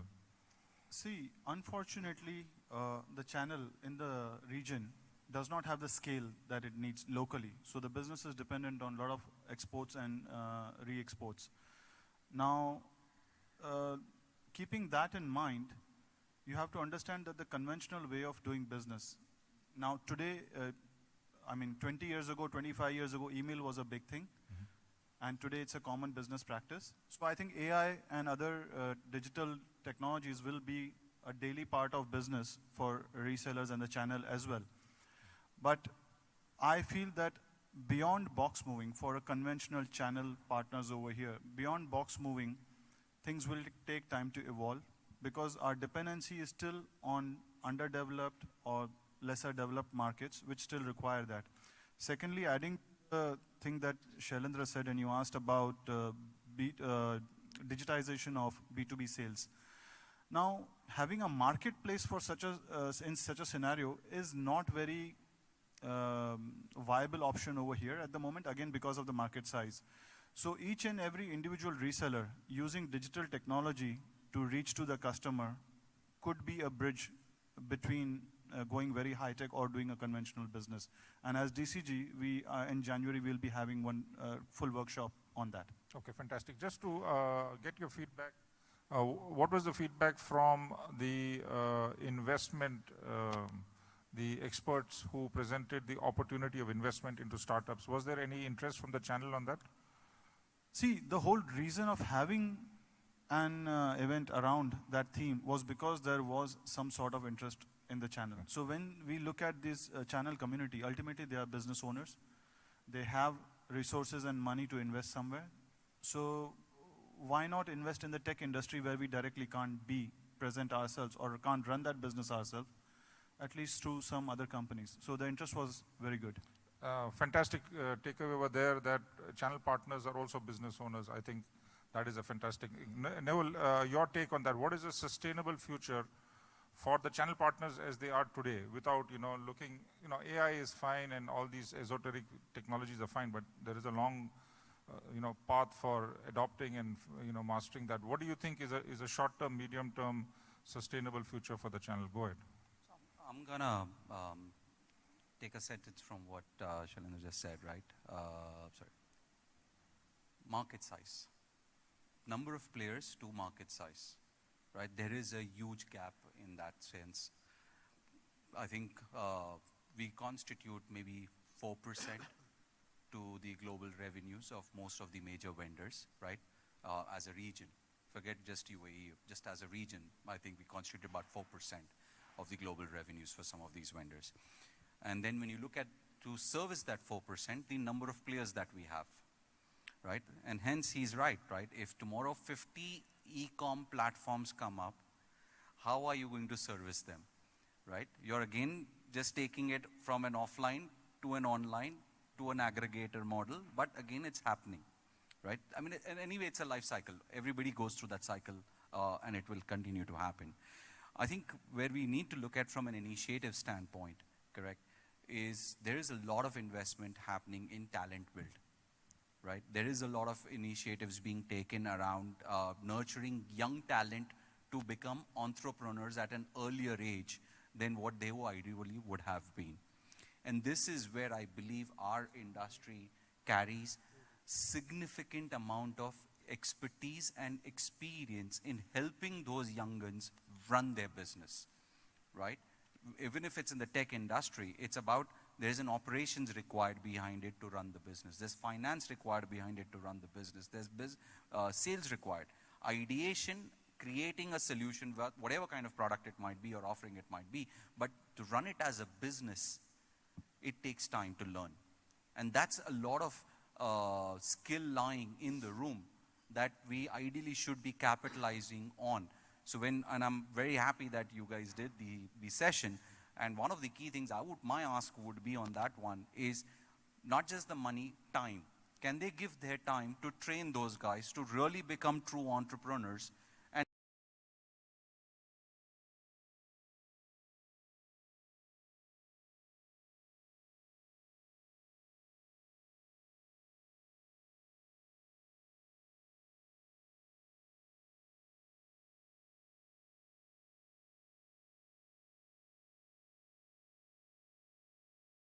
because it's the life cycle of a company is a life cycle of a company. It takes time. You have to do the things, the basics need to be done, no matter what, right?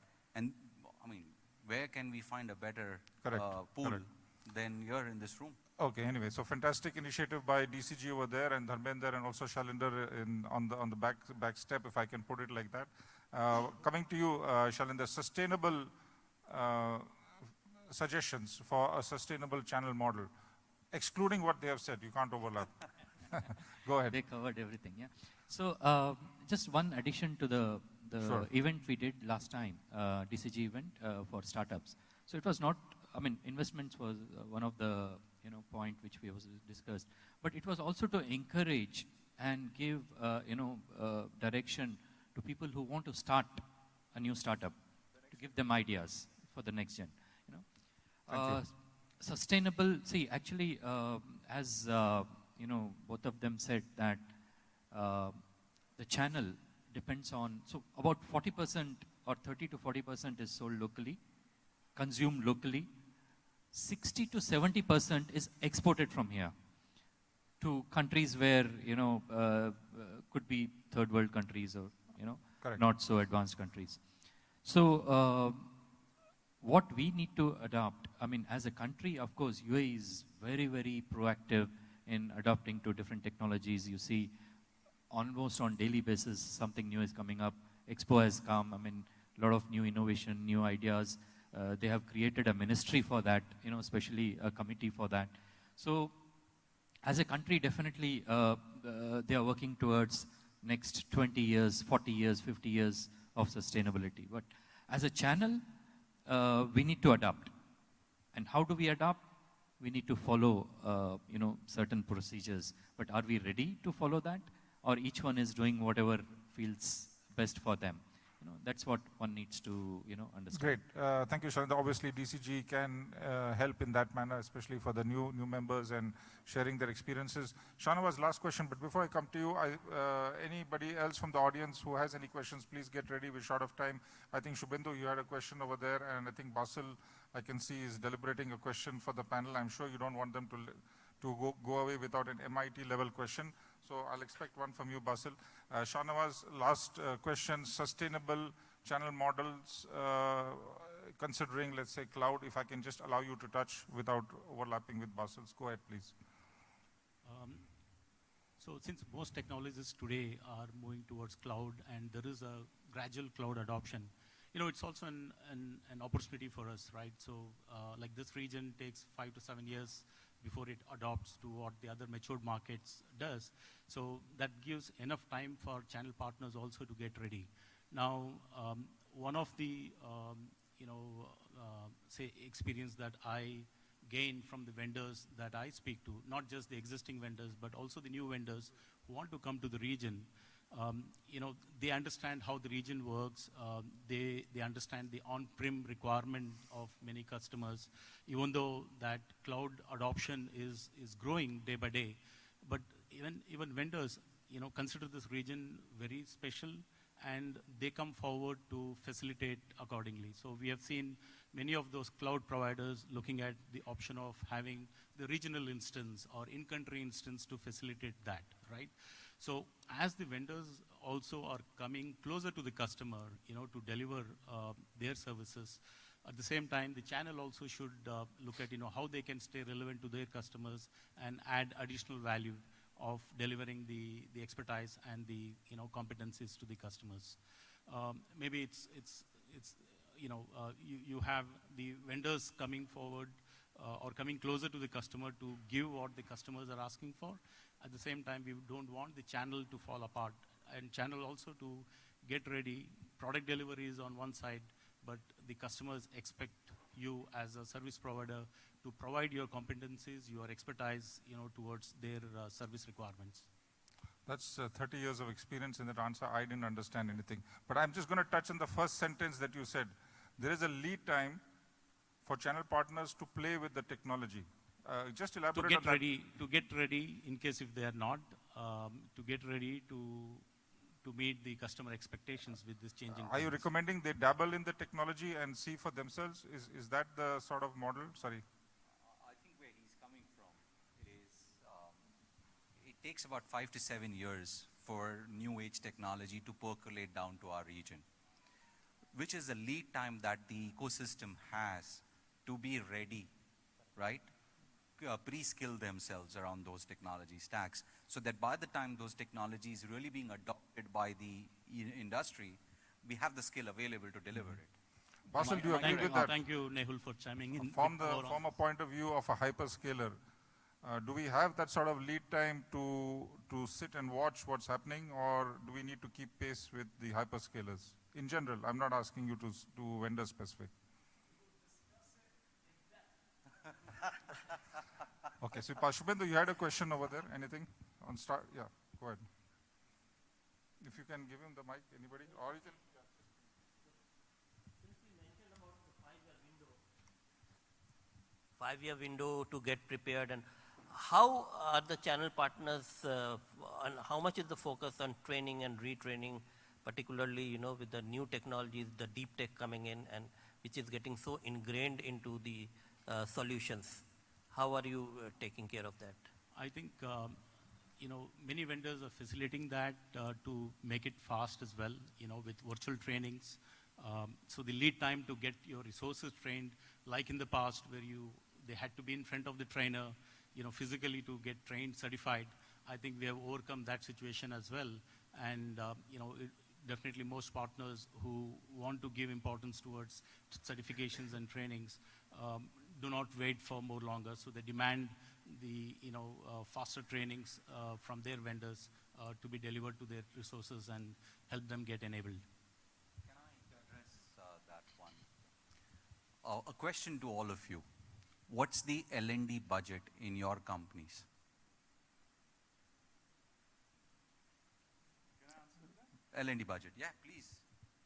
Well, this question directly concerns to one more question which Arun had asked, that with such a good time going on, do we see some changes in the credit rating? This is one more aspect of our credit rating being low. One more parameter which keeps our credit rating low. And to answer your question, we will still be in that bracket of 4 to 7, although some may move up or down. I mean, you may see more people moving towards 5s and 4s, but we will still be in that bracket. Secondly, training, when you were talking about training. Now the challenge is that the market is divided into multiple segments. When I say market, I'm talking about the channel. It's divided into multiple segments. On one end, you have box movers who form a very large size in terms of business when it comes to volume or value. Now, we did talk about value distribution. Now, again, what has happened, with all due respect to all the distributors, some boxes have been moved to value distribution. A networking product which was sold as a volume product is now being sold as a value product, but ultimately being moved as a box only. So we have to understand that we are in the bottom of the food chain when it comes to technology. And even though the technology would trickle down in 5 to 7 years, by that time, the channel would have adapted to it because the technology would have become so simple and easy to adapt. We would be ready for it by then, I'm sure. I think you're right, but where I was asking that query from was that it's our responsibility, in a manner of speaking, to start putting, maybe not a larger budget, but a smaller one. Because today, most partners who get trained, who get skilled, get done when the vendors are conducting their training programs. Sales, pre-sales, technology, certifications, or they need to get those certifications done, even if they are paid certifications, to retain their channel levels, their tier levels within these vendors. But if you take what Shah's talking about, and if you want to preempt a technology, that's the kind of budget I'm asking for. Could be $1,000 a year, could be $500 a year. But it's about keeping that money aside to train one resource, maybe, on a certain technology, which could be 2 years from today, but allowing that learning curve to be shorter.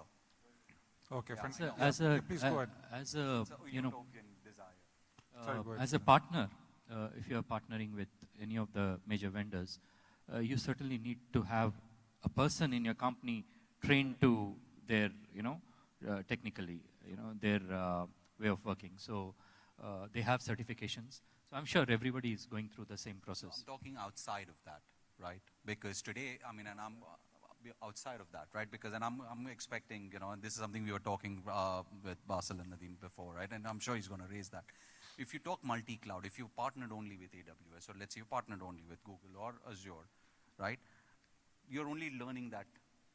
But your customer is demanding multi-cloud today. How do you deliver that if you've not trained? Okay, Right? great That's takeaways over there and loads of years of experience coming out, but I'm sure everybody and the audience wants to move on to the next sessions. So Shanwas, thank you very much. Great portal, great collaboration with the partners. Shalinder, look forward to seeing some really disruptive portals coming up. Yes, definitely stay away from the website. Very valid suggestions from Nehul and Dharmender that probably the market size, but let's see what comes for you. Nehul, great consultancy, great insights coming from your experience with channel partners. Dharmender, fantastic inroads into the home. I'm quite sure your organization's marketing skills and worldwide contacts getting you in, good devices in. So on behalf of GEC Media, thank you very much to the panelists. Great stuff. Look forward to engaging with you again, and thank you. Thank you. Thank you.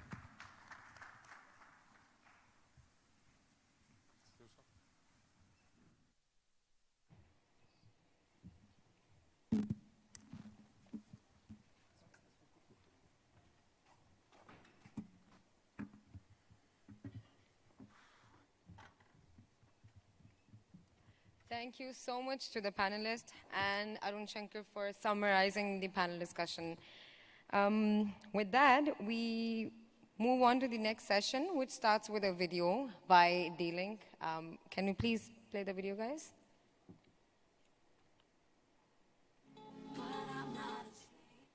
We live in a world where technology lies at the very center of our lives. It's everywhere. At D-Link, we create great technology that connects people to each other. We're an innovative brand from Taiwan with a proud history of groundbreaking devices that constantly rank amongst the best in the world. D-Link has developed a strong and diverse product portfolio that has enabled us to gain a foothold and grow market share worldwide. To enhance the functionality of our devices, we're boosting investment in software R&D by tapping into the best programming talent in Beijing, Russia, Hsinchu, Taipei, and India. We've partnered with world-class brands like Google, Apple, and Amazon, ensuring our devices are compatible with today's popular smart home ecosystems.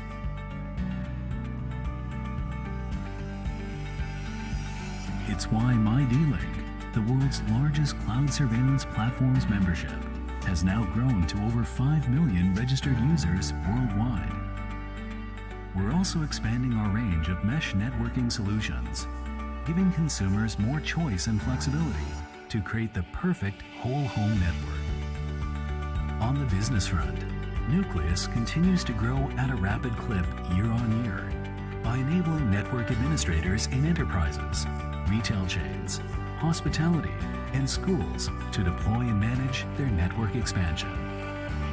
With Nucleus, businesses can enjoy cloud-managed networking, hassle-free. D-Link is making cities smarter, safer, and more connected every day.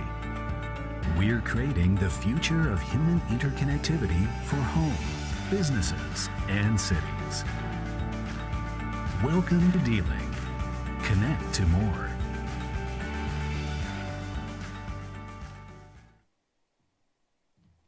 Thank you. So with that, on the same note, we'll be listening more from Harrison Albert, Director of D-Link Middle East. Ooh, guys, can we have the lights on? Okay, D-Link Middle East Africa. He'll be shedding some more light on from hardware to artificial intelligence. Harrison Albert, can you?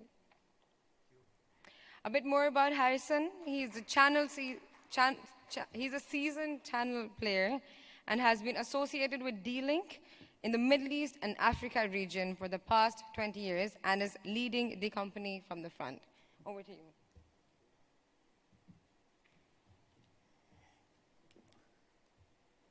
A big good evening. A big good evening to everybody. It's a pleasure to be here in an event like this because D-Link is a brand that believes that channel is everything. To start off, I think you have already seen an introduction of D-Link, but I'd like to highlight a few more points. We have been a company that has been there since 1986, one of the oldest companies in networking. We have an end-to-end solution starting from consumer, enterprise, as well as carrier-grade products. With a global presence of more than 120 local offices, service centers, and most importantly, warehousing facilities. That's a D-Link-owned warehousing facility. How we do all this? We are backed up with a big software development team, R&D, whether it's for artificial intelligence or cloud-based solutions. You can see most of it is located across the Far East, in Taiwan, in India, in China, and in Russia, which are all emerging markets. A little summary about D-Link in Middle East.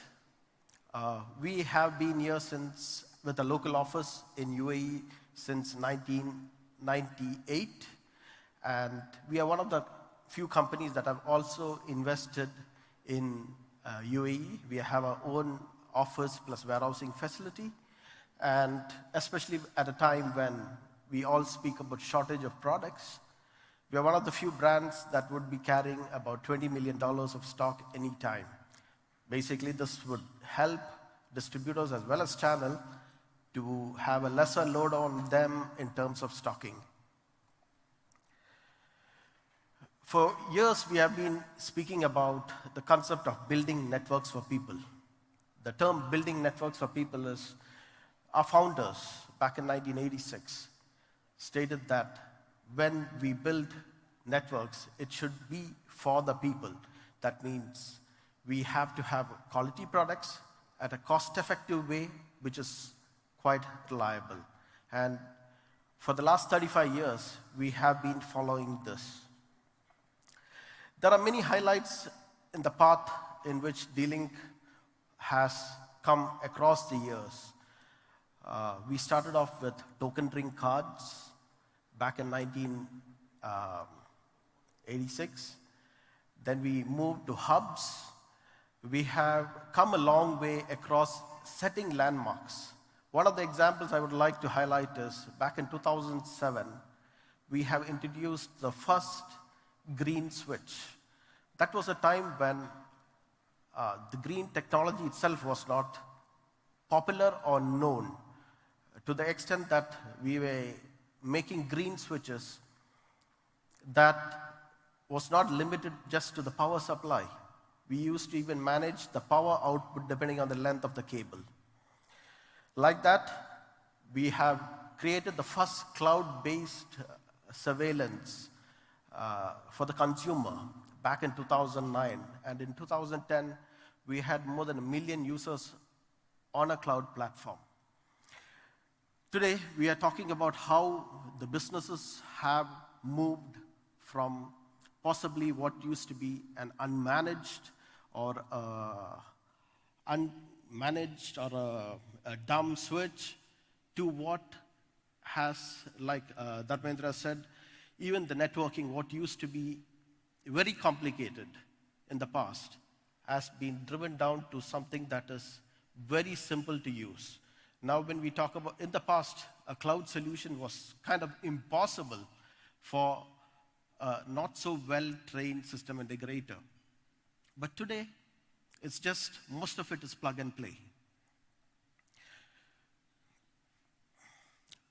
So today, our innovations go from smart home, connected businesses, we are talking more of the cloud-based solution, 5G, Wi-Fi 6, and slowly moving into artificial intelligence. This is a big transformation on how we do our business, because we are a brand that does end-to-end networking, be it from the surveillance solution, be it from VPN routers, controller-based solutions, cloud-based solutions, end-to-end structured cabling solutions, voice.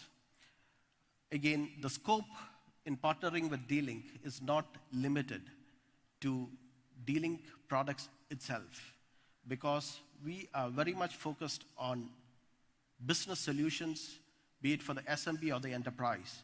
And we have other alliance brands. A typical example I would like to highlight is D-Link is now the cloud partner for a brand called Amayo, which is in the contact center solution. So during the COVID period, you had call centers which involved people who could actually not go to a call center or an office, but sit at home, use the best time that is available free for them to do such services. And today, D-Link has partnered with Amayo to provide such services, including our cloud-based switches, access points, and other connectivity solutions.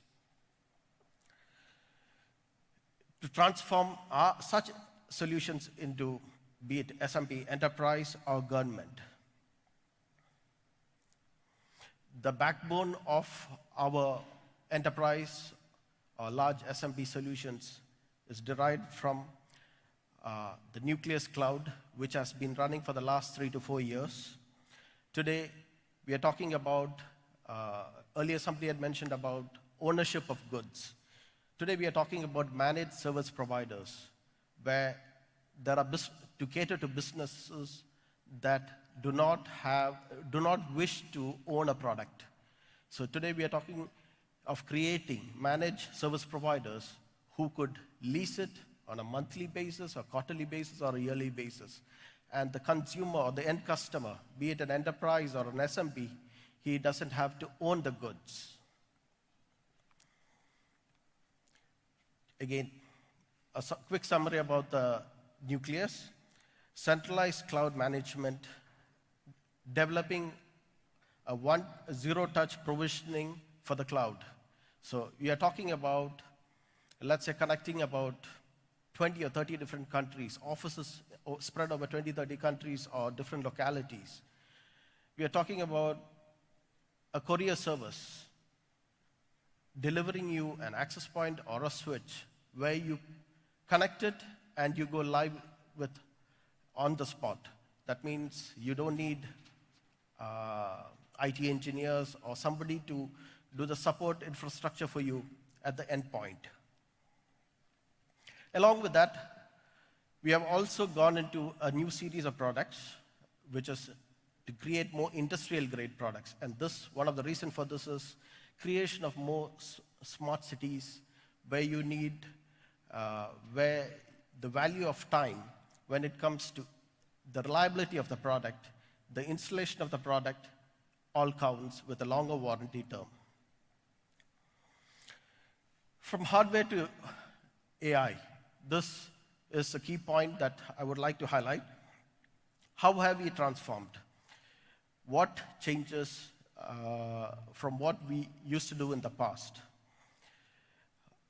A simple example I would like to think about is back in 2011, 2012, the limitation of cameras on a network used to depend directly on the number of security officers who could sit and monitor those big screens, which are either 32 cameras or maximum 64 cameras.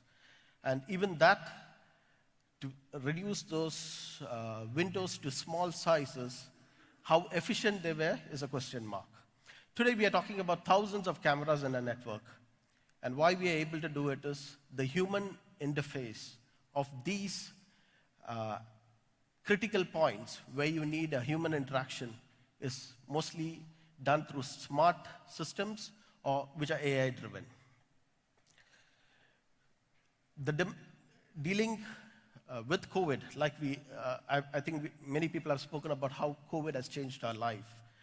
And I think when it comes to networking and connectivity, a lot of things have changed in the last 2 years. The way we live, the way we travel, the way we speak to people, it has all changed. And dealing with cloud-enabled products, that means you don't need IT specialist in each of the branch offices or to offer support to people who sit at home. It has enabled through the Nucleus Cloud or Nucleus Connect products. Any questions? AI role in networking management. So when it comes to AI, anything that is dynamic, which is on a constant change, you need something that is a self-learning network.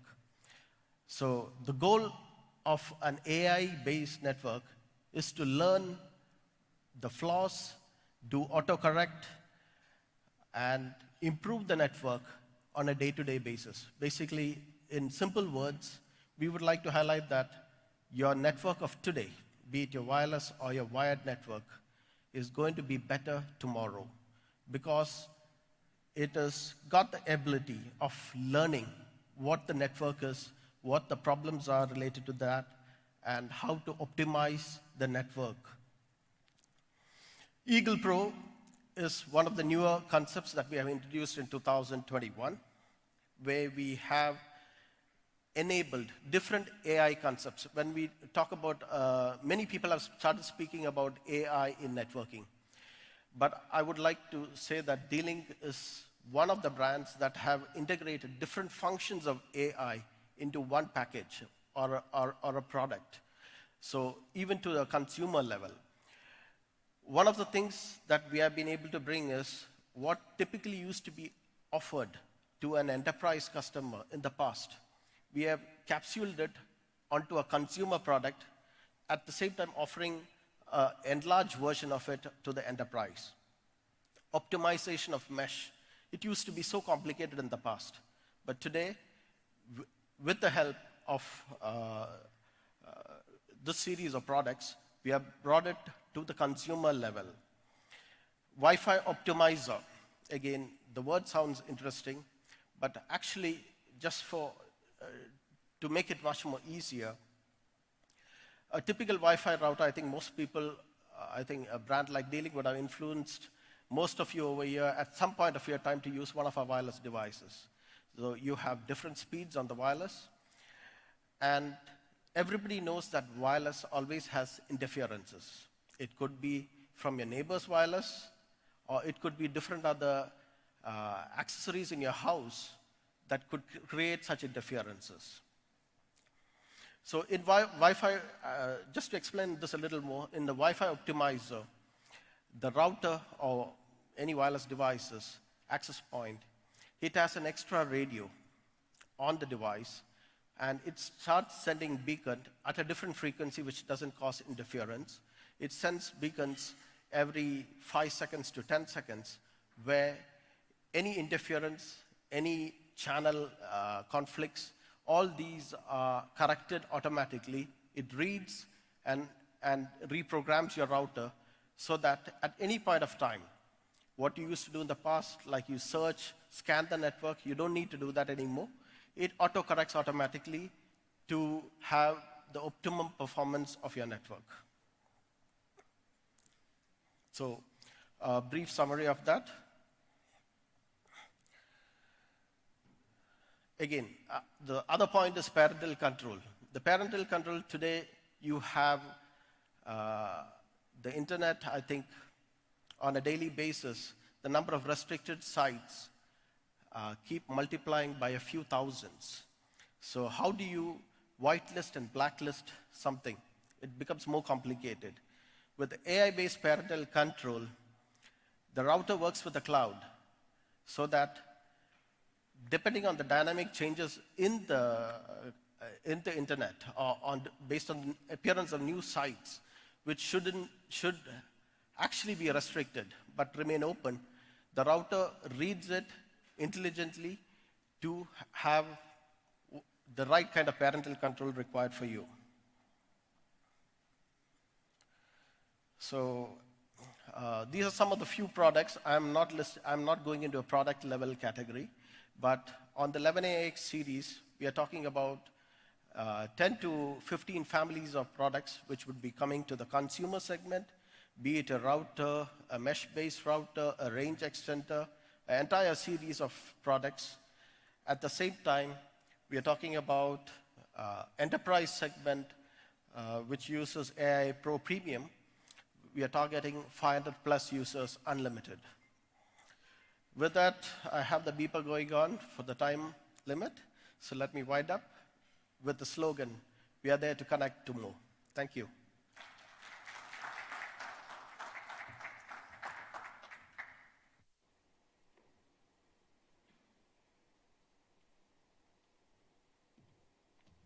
Thank you so much, Harrison, for that amazing session. And he was dot on point, 15 minutes, amazing. Now we move on to the next session, Reliably Smart, with Uzair Yusuf, Account Manager, TP-Link MEA. Just a little bit bio about Uzair, with over a decade of experience in IT solutions, sales, distribution, and channel management. Today, he drives the small and medium business at TP-Link. Round of applause, everybody, for Uzair.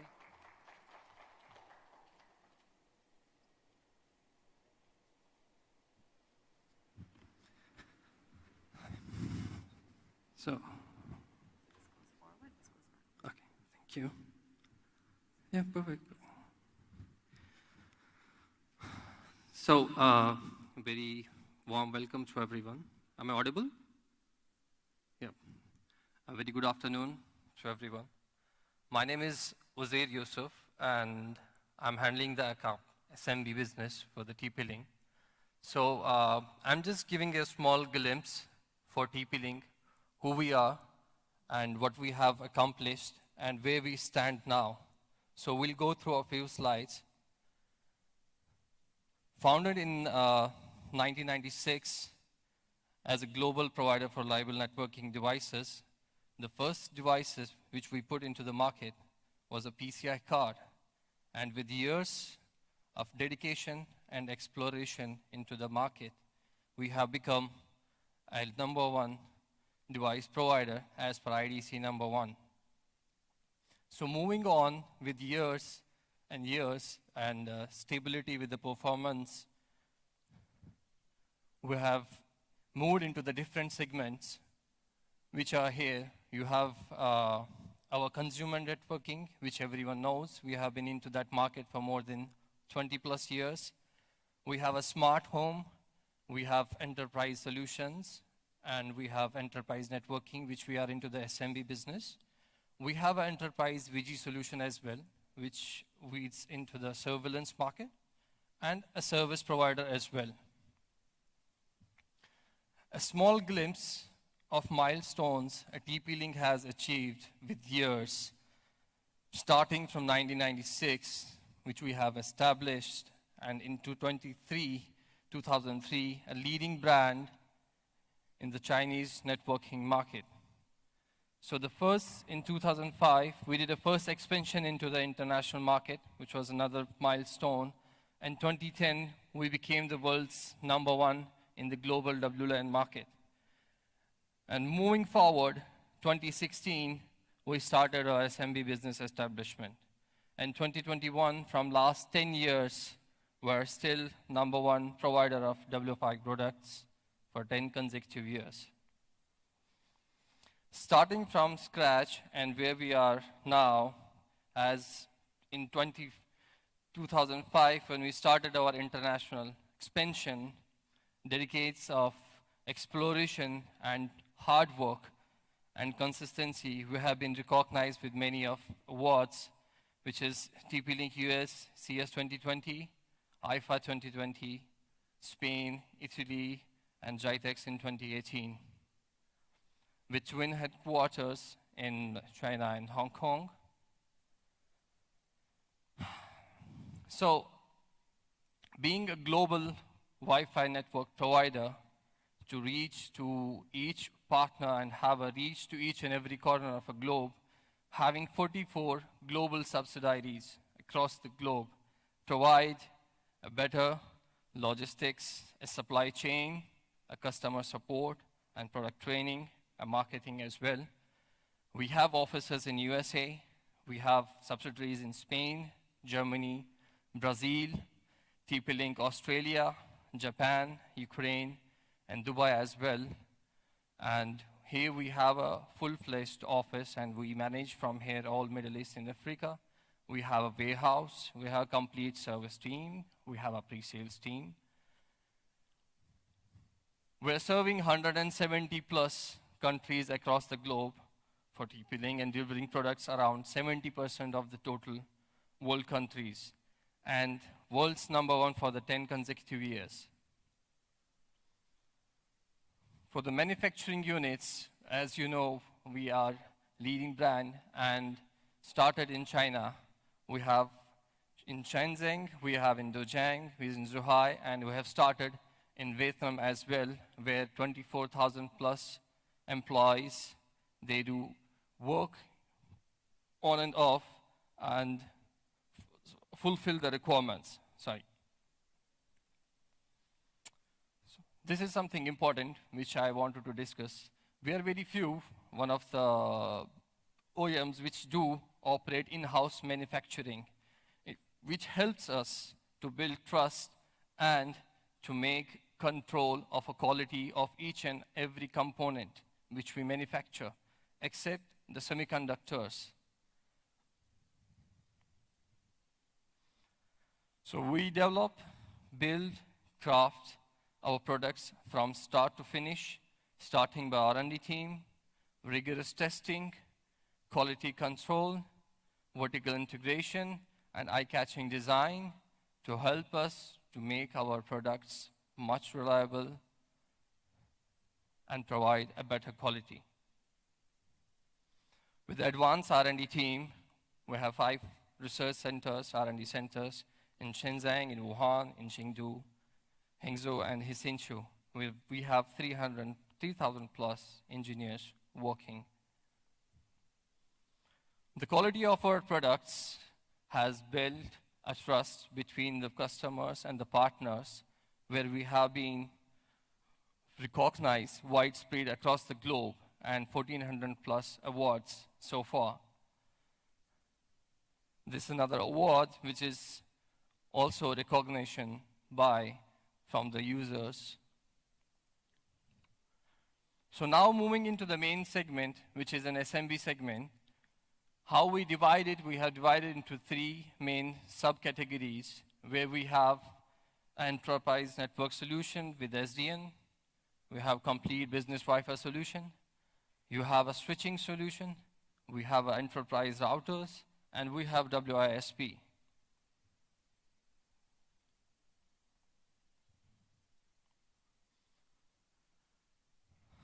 This is something very interesting from the TP-Link, which we have been already doing it from a couple of years, a software-defined network to provide higher scalability for the network and to do a scalable management from a single user.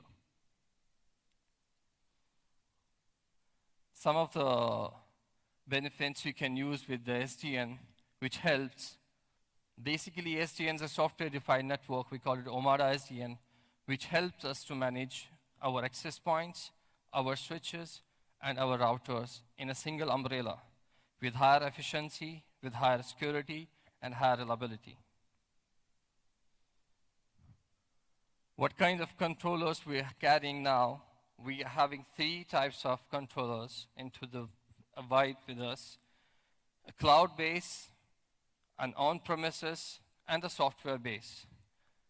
We'll not get much into the details technical-wise, so you can come and visit us on our booth so we can discuss in details.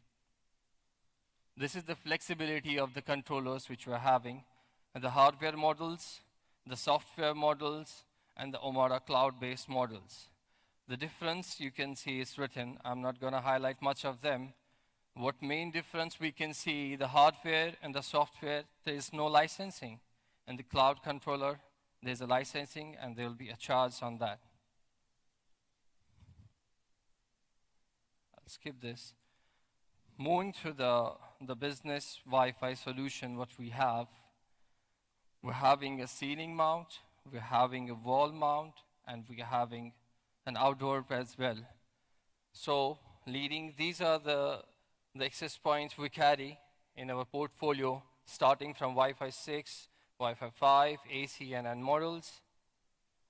These are the wall models, which are for the Wi-Fi 6, outdoor, and the wall models as well. These are our a load balance or the VPN routers or the gateways, we can say. A switching portfolio, starting from 8, 16, 24, 48, 1 gig, 10 gig, all series of switches. So some of the case references which we have done with our SMB business in the hospitality, education, retail, and catering. These are all some of case references for your reference. That's all from my side. Thank you.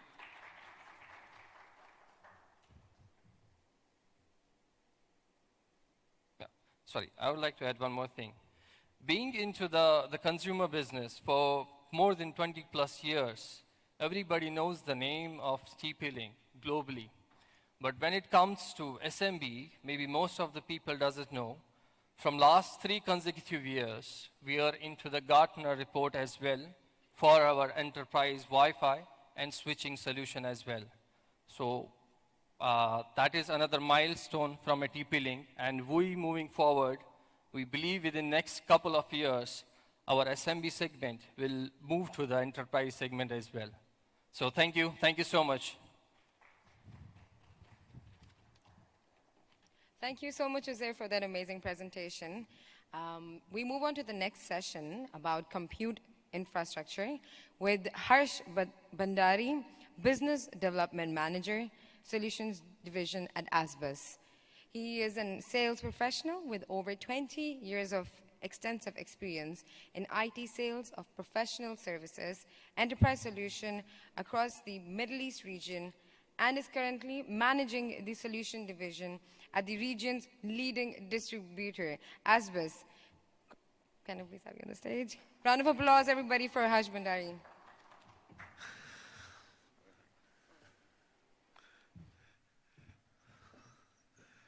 Good afternoon, everybody. I represent ASBIS. We are a 30-year-old distribution company, and we have been very well known for volume distribution. So I thought I should take this opportunity and talk about ASBIS value-added division that we are doing, value-added distribution that we are doing.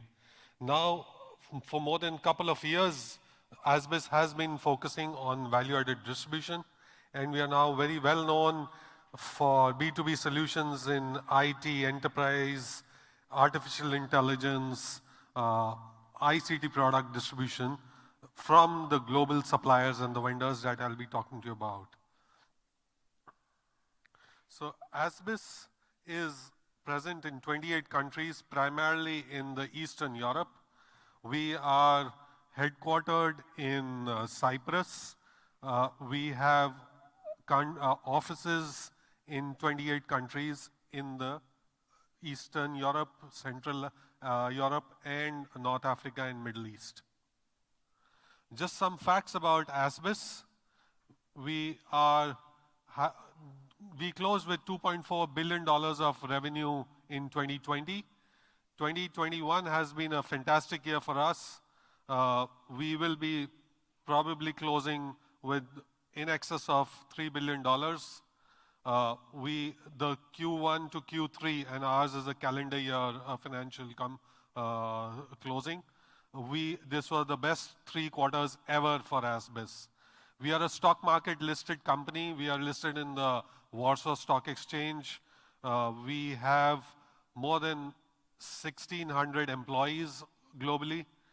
We have 2 major distribution centers. One is in Dubai, and another one, much larger one, is in Czech Republic, Prague, which takes care of our whole of our Eastern Europe operations. As I mentioned, we have more than 20,000 odd customers and 23,000 SKUs that we are, selling through the channel, through the distribution partners. Some fun facts. So as I said, ASBIS has been known, very well known for volume distribution. More than around 40% of our business comes from the volume business, but in a couple of years, the value-added distribution business has grown to 22%. This is a breakup of our revenues for the global operations. Middle East and Africa accounts for around 12% of the revenues.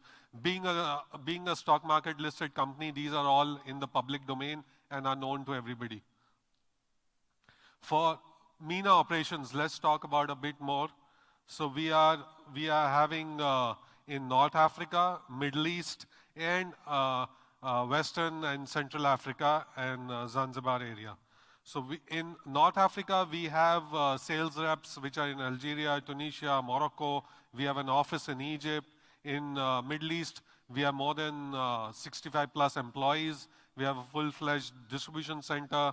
We have a service center. We have a proper RMA process and team handling the RMA as well. In Western Africa, we have office service center. We have even a credit operation for the African region. Talking about value-added distribution, what we are doing over here is more on the infrastructure solutions. We are focusing a lot on these solutions. We are enabling partners, helping partners introduce these solutions to customers. We work along with the partners in closing deals as well. Some of the focus areas where we are, we have built in our own skill set. We have the vendor support, and we obviously have won a lot of business is in areas like artificial intelligence, cloud infrastructure, high performance computing, Especially these three, they are the buzzwords. Last couple of hours, all the speakers on the floor over here have been talking about this. We have been talking with our partners in improving their learning capabilities, improving how they are able to communicate the same from the vendor to the customer, and then obviously closing out deals with the end customers.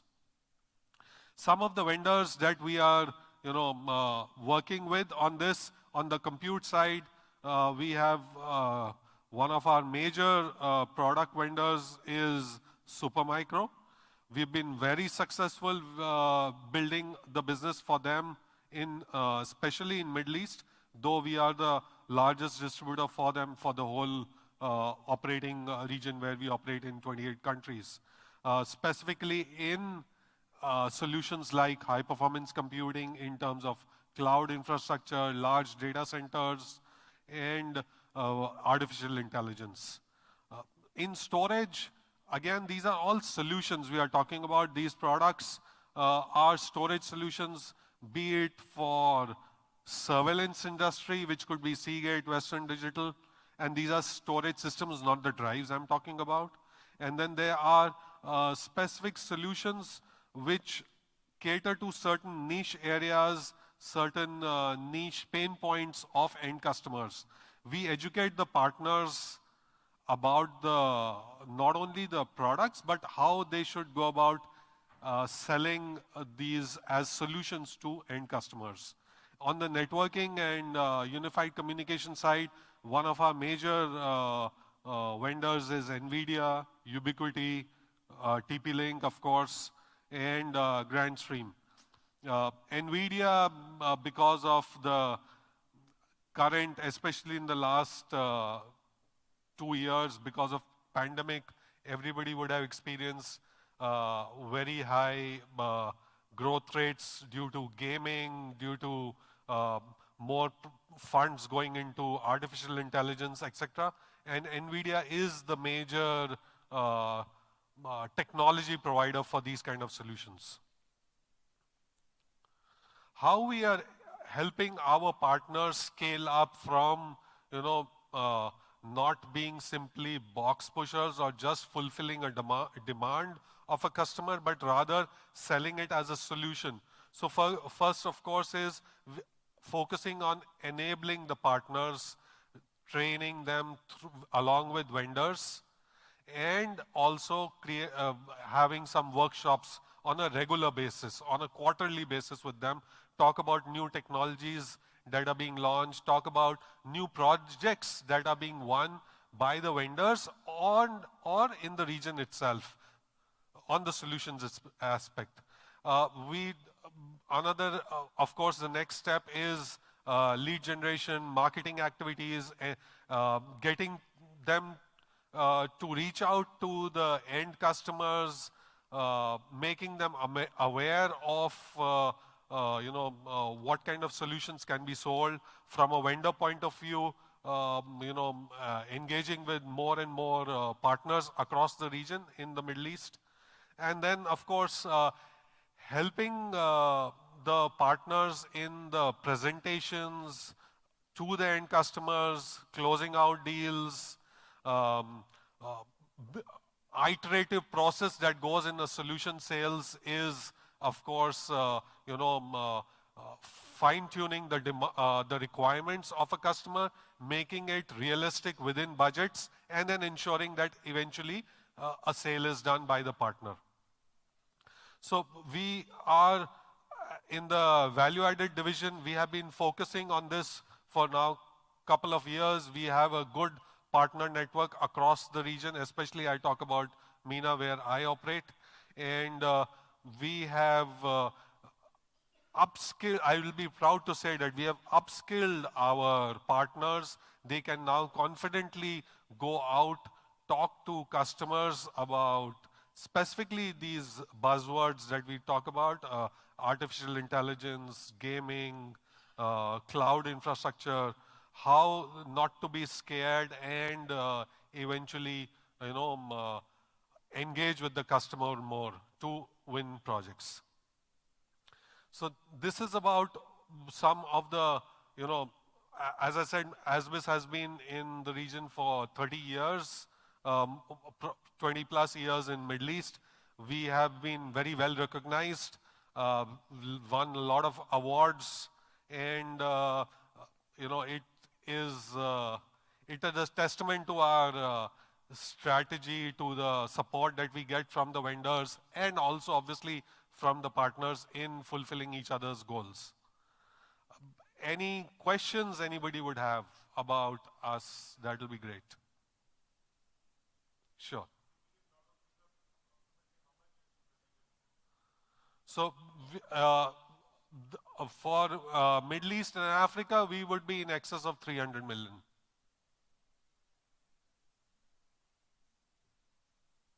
Anything else on technology, on solutions? Product segments which contributed to this $2 billion, primary product segments, was it high computing, was it, the 6 product categories which you had? Just a minute. So where we have seen the maximum of, I would say, because of the way we are engaging with partners and with them, with the customers, where we are talking more on the solutions, how our product portfolio can help them solve their problems, so the maximum demand for us is coming from the top 3 over here, which is artificial intelligence, high performance computing, cloud infrastructure. We have some very prestigious project wins in the region over here for our vendors, and these are all in excess of multi-million-dollar projects. One good thing is, right now, especially a couple of countries in the region, specifically I should say UAE, Qatar, Saudi Arabia, where even with all the challenges that have been there for the last couple of years from budget's point of view, from IT budgets have been constrained, have been cut, but for these top 3 technologies or requirements, the IT managers, the end customers are getting budget allocations. And it is when they go to their finance and after some engagement with us, with the partners, with the vendors, they know what they can do with AI, what they can do in HPC. Then they go and ask for budgets, and they generally do get the budgets. And that's when eventually we are also able to win the deals with the partners. Thank you very much.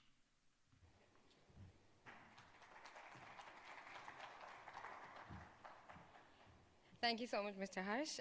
With that, we move on to the panel discussion that I believe Arun was quite waiting for because he had the questions earlier. Basil, I hope you take care of that. Guys, presenting to the moderator, Basil Ayaz, Education and Healthcare Regional Lead for MIA at Google Cloud, and the panelists as follows: Nadeem Nakash, Director, Partner Organization, Middle East, Turkey, and North Africa, VMware; SM Hosseini, CEO, Al-Moyad Computers, Middle East; Munib Anjum, Founder and Chief Executive Officer for Ahad; and Kenda Baidoun, Regional Manager, Channel and Distribution, VM. Round of applause, everyone. Come on.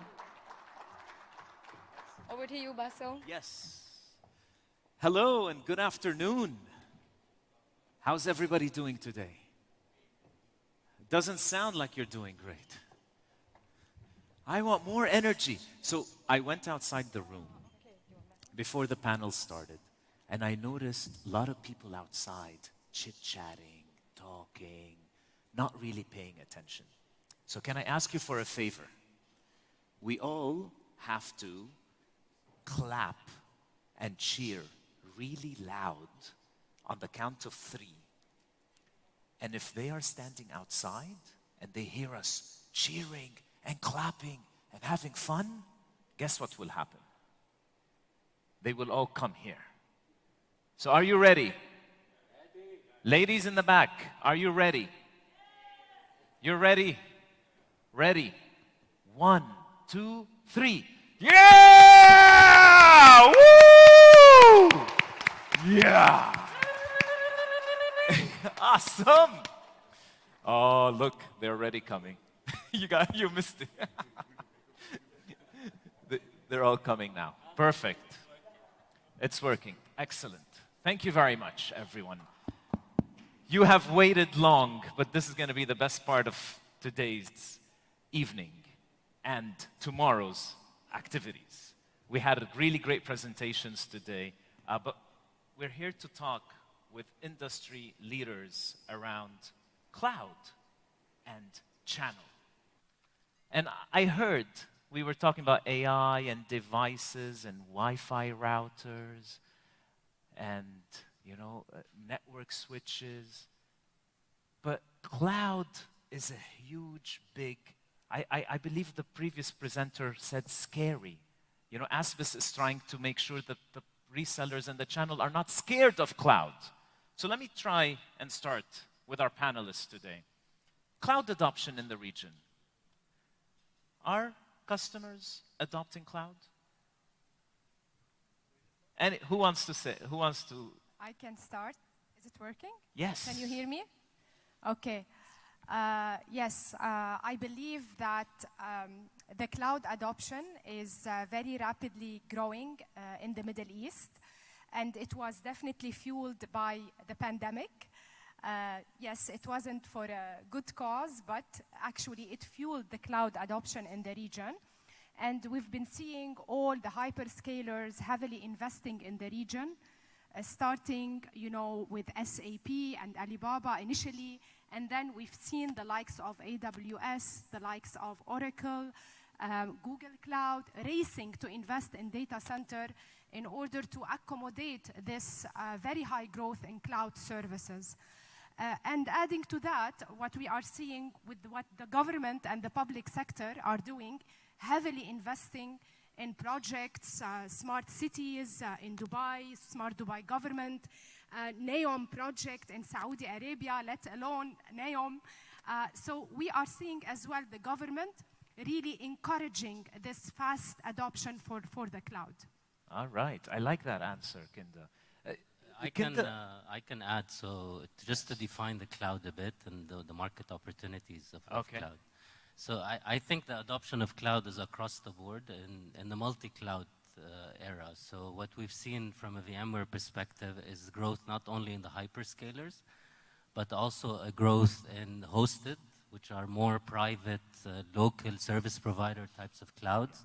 Also on the on-premise, also in the edge, and also in the telco. So across all these market segments, which we consider as multi-cloud, there has been a huge adoption. And like Kinda said, definitely the pandemic has accelerated the transformation to the cloud.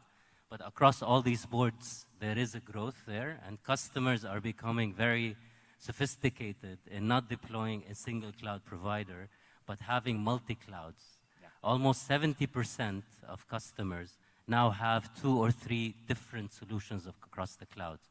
So it's a huge market potential for the channel and the partner organizations, and a huge opportunity for everybody to participate in the growth that's happening here. I love it. So did you notice who were the first 2 panelists that answered? We had Kinda and Nadeem representing the vendors. And in my experience, ladies and gentlemen, the vendors are always ahead of their time. Do you agree? Please raise your hand. Are the vendors always ahead of their time? Or are channel and the customers driving the tech agenda and the modernization journey? Anybody believe channel and customers are the ones driving the modernization? All right, we have some believers in the front row. Excellent. So let's hear from the channel. Munib and Husseini, you represent, the the channel at the forefront of this modernization that's happening. Is the adoption as high? Are you as excited about cloud? Let's be real. In the region? Or is this just vendor speak? Is this messaging coming from the US? Because when I speak to the channel, they tell me, oh, it's American, it's European, this is not us. Give it to me straight. Sure, Basil. We can hear you. I would like to first, just sum up the thoughts of Kinda and Nadeem with one question. Do we have an option now? I don't think so. Okay, like it or not, knowingly or unknowingly, we have all started our cloud journey. We are very much there. I don't think there'll be any kind of stopping now. Okay, it is not any pressure which is getting, from the West, hitting the Middle East. It's a genuine requirement now. Probably pandemic would have, elaborated the need to go cloud, okay? However, today the competitive edge that is needed, irrespective of which sector or which vertical you belong to, okay, you need to have agility of delivering better services to your end customers, which is very much possible, by adopting cloud. So yes, it is more to do with the end users, and the channel partners like us who are making this possibility happen. All right. So you are siding with the vendors. Yes. I'd like to add something to this, Basil. We have to recognize... We can't hear you. Can we? Yeah. Can you ahead. hear me? Okay. You need to recognize a harsh reality of our region. We are not trendsetters. We are trend followers. And this is a reality which the vendors should live with as well as the channel should also understand. But this also gives us a heads-up view of what's upcoming, how the European market, how the US itself has groomed themselves, how did they benefit from certain technologies, and especially where did they fail? Because this is a very golden opportunity actually not to repeat their mistakes as well. So as far as the cloud is concerned, it's happening, it's here, and especially I've been personally, together with my team, been part of the UE national initiative on the cloud security provider assessments. And that's how seriously even UE is being taken, because they recognize they cannot, or they no longer can say no to cloud. The cloud will be accepted, is being accepted, but let's put those norms, let's put those regulations around it, and let's make it adopted to the region, adopted to the local needs and personalized requirements, and let it flow. And that's been currently happening. One of the examples, like Huda mentioned, pandemic shaping or maybe accelerating the digital transformation. That is the reality very much. And we have seen today also, any organization which is a born cloud native organization can accelerate far quickly, can generate revenue quicker, faster, as well as with less expenses. I think that's where the beauty of technology really lies. And everybody should use technology as long as it can help you, empower you, generate revenue, as well as provide goodness around you. And that's where I think we could be at the forefront of ensuring our customers do realize, and we become that empowerment partners for them in their journey to actually get this transformation done right. Wow. So I think I have a biased panel. You're all cloud champions. You're believers. You've drank the Kool-Aid. I work in cloud, so I'm paid to believe. I want to ask the audience, quick show of hands. Do you agree with the sentiment on stage? Do you think that cloud is here? It's a fact? Can we all participate in this? I really want to know, get the pulse from the ground. Do we agree that the cloud is here and we have to start selling it and working with it? Or do we not agree? Let's see who doesn't agree, just so I make sure who's listening. The bottom, those tables in the back, you're not participating in this survey. You have to say, I agree, or I don't agree. Still no participation. Did you notice that? The last table? Yeah, the last table there in the corner. Ah, they're confused with chant. Okay. All right, so Munib, you mentioned something very interesting. You said revenue growth. Because what I've heard from the channel is that cloud might be growing, but it's starting from a small base, and it doesn't generate the same margin as selling the traditional system integration infrastructure play. Have you seen a dilution of margin as you transition to cloud sales in the channel? Or have your margins maintained the same or actually grown as you complemented it with more services? That's an interesting question because every partner would be interested in what the revenues are like in cloud. And to be blunt to the vendors here, the cloud margins actually are nominal, especially with many vendors dictating terms when it comes to cloud margins, which is something we have seen. There is a much wider flexibility when you're selling, especially value-added technology, solutions, consultancy, and the services where especially partners and the channel can make heavy margin. But I would want and encourage channel partners, this is not something you would sell and forget. Especially this is an annual recurring revenue. That's what we need to focus towards. And especially the lower margin, because today, I think one of the biggest hindrances for channel not to really go after cloud with full force is the margins. That can subsidize or that can subside with the intelligence, with the trust that you gain into a particular account, because the new requirements, the new challenges, the new upgrades, the new innovations will happen over cloud. And if you are not the provider today, there's actually a great chances for you to miss out the bigger opportunity where eventually there will be even higher margins. All right. Hussaini, do you agree? I think I have got a very different view. Cloud margins, they are a different ballgame altogether.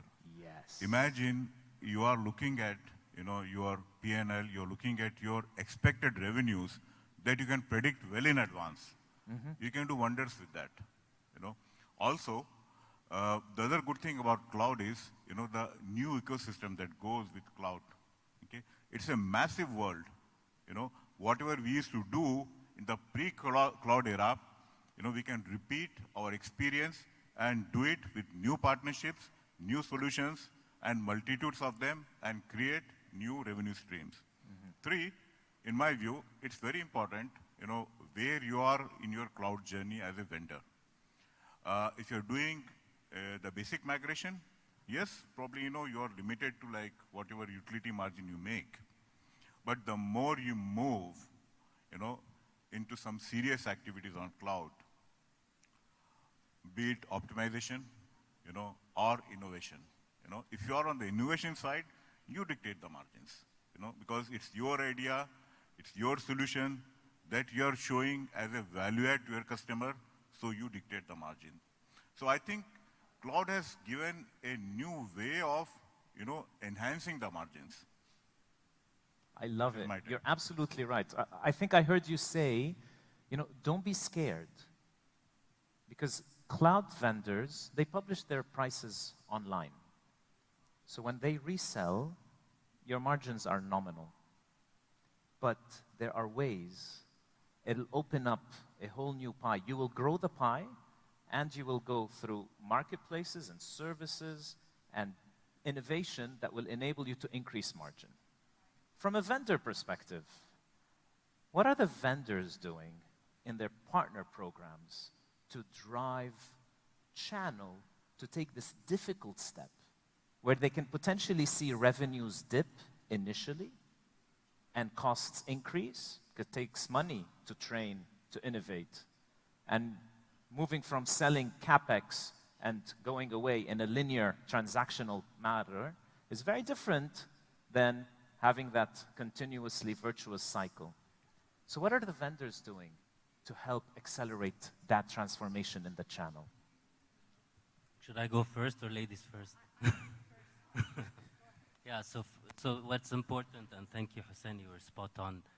The life cycle, the customer life cycle value changes with the cloud versus with traditional way of doing business. So the traditional way of doing business over the last 20 years, we've been identifying an opportunity, developing, identifying the needs, creating the solution, negotiating and closing and handing off. But the customer lifecycle management of cloud actually starts when the customer commits to the technology. So the adoption of that solution is the most important thing, because in Amazon or in any of the hyperscalers or cloud solutions, when a customer commits, does not turn into revenue until they start consuming and using the solution. So the cycle is the infinity sign. So the infinity sign where you develop, you influence an opportunity, you close, but you make sure that it's adopted and deployed, and you make sure that the customer is renewing. And what we're doing as VMware is we're changing our whole partnership strategy and programs to be aligned with this infinity. So we have programs and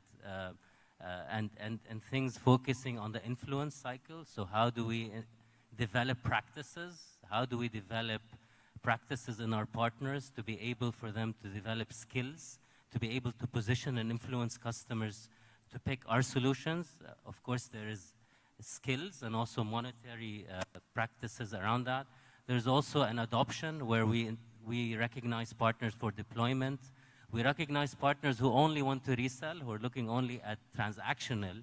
And what we're doing recently is we're going to launch a new competency, and that competency will help our partners build a customer success practice within their organization.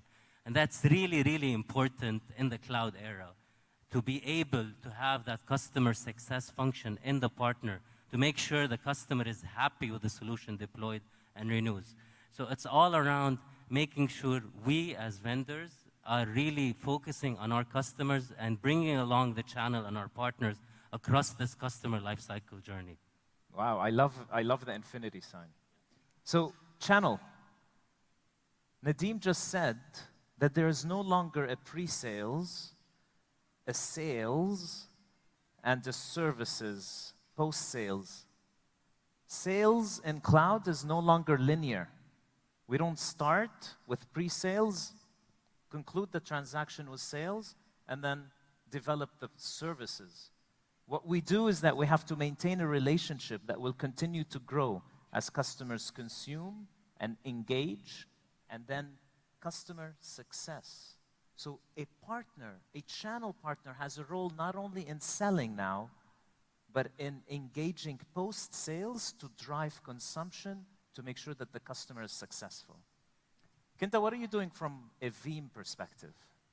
From a Veeam perspective, the same way that we have programs for value-added resellers, where we invest time with our partners to enable them, to empower them, we also developed a similar program for service providers to also help our channel partners transform from the traditional way of doing business to the service provider model. So, and we are giving them choices without really imposing rules or guidelines, so the partner can choose a model where there is zero commitment in terms of consumption. So whatever their customers are consuming, they just report to Veeam and they get billed accordingly. And we have another option where what we sign with the partner what we call a Veeam rental agreement, VRA, where the partner commits on an annual consumption level, and based on that, we bill accordingly. So both choices, they work really well, and depending on the partner's way of doing business and whatever is relevant and better for their business, they will go for it.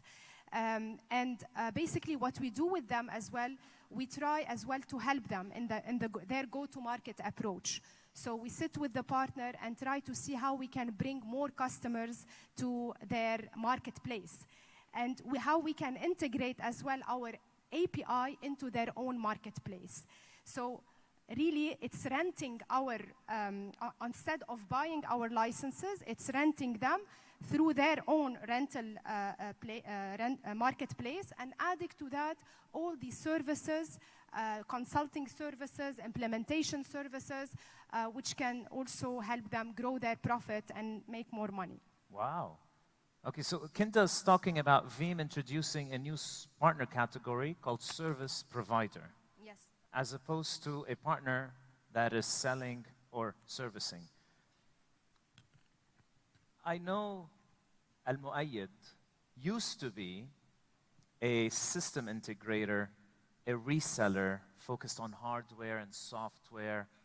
And even though some people think, this is a bad word, but box moving. And you were able to transition. So my question to you is, my observation in the channel is that service providers that are selling cloud today are not usually the same partners, channel that used to drive boxes and do the traditional model. So there's a birth of a new breed of channel partner that is taking that service provider partnership, as opposed to somebody like Al-Muayyad, who used to do the traditional and transformed into a service provider. So how difficult? Because Mubin, I know, Munib, I know you are raring to go, because I think maybe you represent Ahad, who are part of this new service provider breed of partners, and you're coming in and competing and disrupting the market. So let's start with Husseini. What were the challenges in transformation, and why aren't more partners like Al-Muayyad, who were traditional, were leaders in their space, why can't they transform? Basil, it's not easy to change one's religion. There has to be a strong reason, and if the reason is commercial, good enough, people start thinking differently. That's what we did. We saw an opportunity of, coming out of a small market and reaching out to a very larger, platform, which was possible with cloud. Okay. Many challenges, starting from, changing the mindsets. I had to work on, my colleagues, and I made a few bets. Instead of going for a fresh lot, I counted on people who were there in the business with the organization for a long term, and it was a bit difficult initially. So I sort of, spaced it out. We looked at hybrid IT readiness, whether we are there or not. We went through a consulting assignment. Then another good thing I did was probably ensuring that, we understand, the whole team understands, what does it take to behave like a multinational? We are a local company, That learning was quite good because the thought process was different. 3, we went on to a transformation program. It was, again, a consultant-driven kind of program, wherein I roped in each and every member of the organization. Did you hire consultants we to did drive go for your a consultant. transformation program? Yes, we did go for a consultant. And we realized that, end of the first assignment of 5 days, we scored quite high, because we are working on our cloud readiness. However, there were a few items, like creating new roles. For example, we used to always have the legal role outsourced. Okay? Yeah. With cloud, we realized that there is a reason to insource it. Okay? We had to onboard those kind of roles. Consumption is again, a different ballgame altogether. You need to have specialists who can run after consumption. It's not the sale where you make the actual money. Absolutely. It is how the customer is going to consume. And again, you have to be consistent, with the story of consumption, wherein the customer should see value consistently. They should not realize that, their, bills aggregated over a period of time look huge. Okay? We have to ensure that these are optimized so that we can introduce new workloads. Okay. And Basil, if you allow me to add something here, since I've worked with Husseini and I've known him for over 15 years now, I believe. It's all about the leadership. And I believe if the leadership really believes in the digital transformation, the digital revolution that the world is going through right now, it's basically enough. Because 5 years ago, when the cloud adoption in the region was very slow, Husseini was already investing in the skill set of his team members, in terms of sales, pre-sales, and services. When vendors like me, we used to travel to Bahrain and try Husseini to sell products and to sell or to move boxes, he was basically already in a completely different mindset. And I was looking at a recent study research by IDC, and it says that basically 50% of the channel partners, they adopted the cloud and they changed the mindset and started investing in the skill set, and those partners survived very nicely the pandemic because they were, they embraced this change immediately, and they have seen a very profitable year, whereas other channel partners who resisted the change because they were scared, it was new, and they were so used to the capex, to the capital investment rather than the subscription model and the opex investment. So they lost their business basically. Many companies closed their businesses. So it's like, I believe that some people saw the change and they were much more prepared for it. Ginda, I think you just told everybody in this audience, if you saw your revenue dip in the pandemic, maybe you're not adopting enough cloud, right? So think about that. If revenue's down, maybe we need to transform. Before we move on, can I ask you just one quick question? Sure. When you transformed, it was over a period of time. Did revenue drop, moving from a CapEx transactional business to a OpEx consumption-based business initially and then exponentially go back up? Or were you able to maintain your revenues as you transformed? Basil, very good question. And I really like the point, the statement you made. If a company has seen a drop in revenues, IT company, during pandemic, then something is wrong. Absolutely. Yeah. We have done, if that's an indicator, I think, we have done quite well.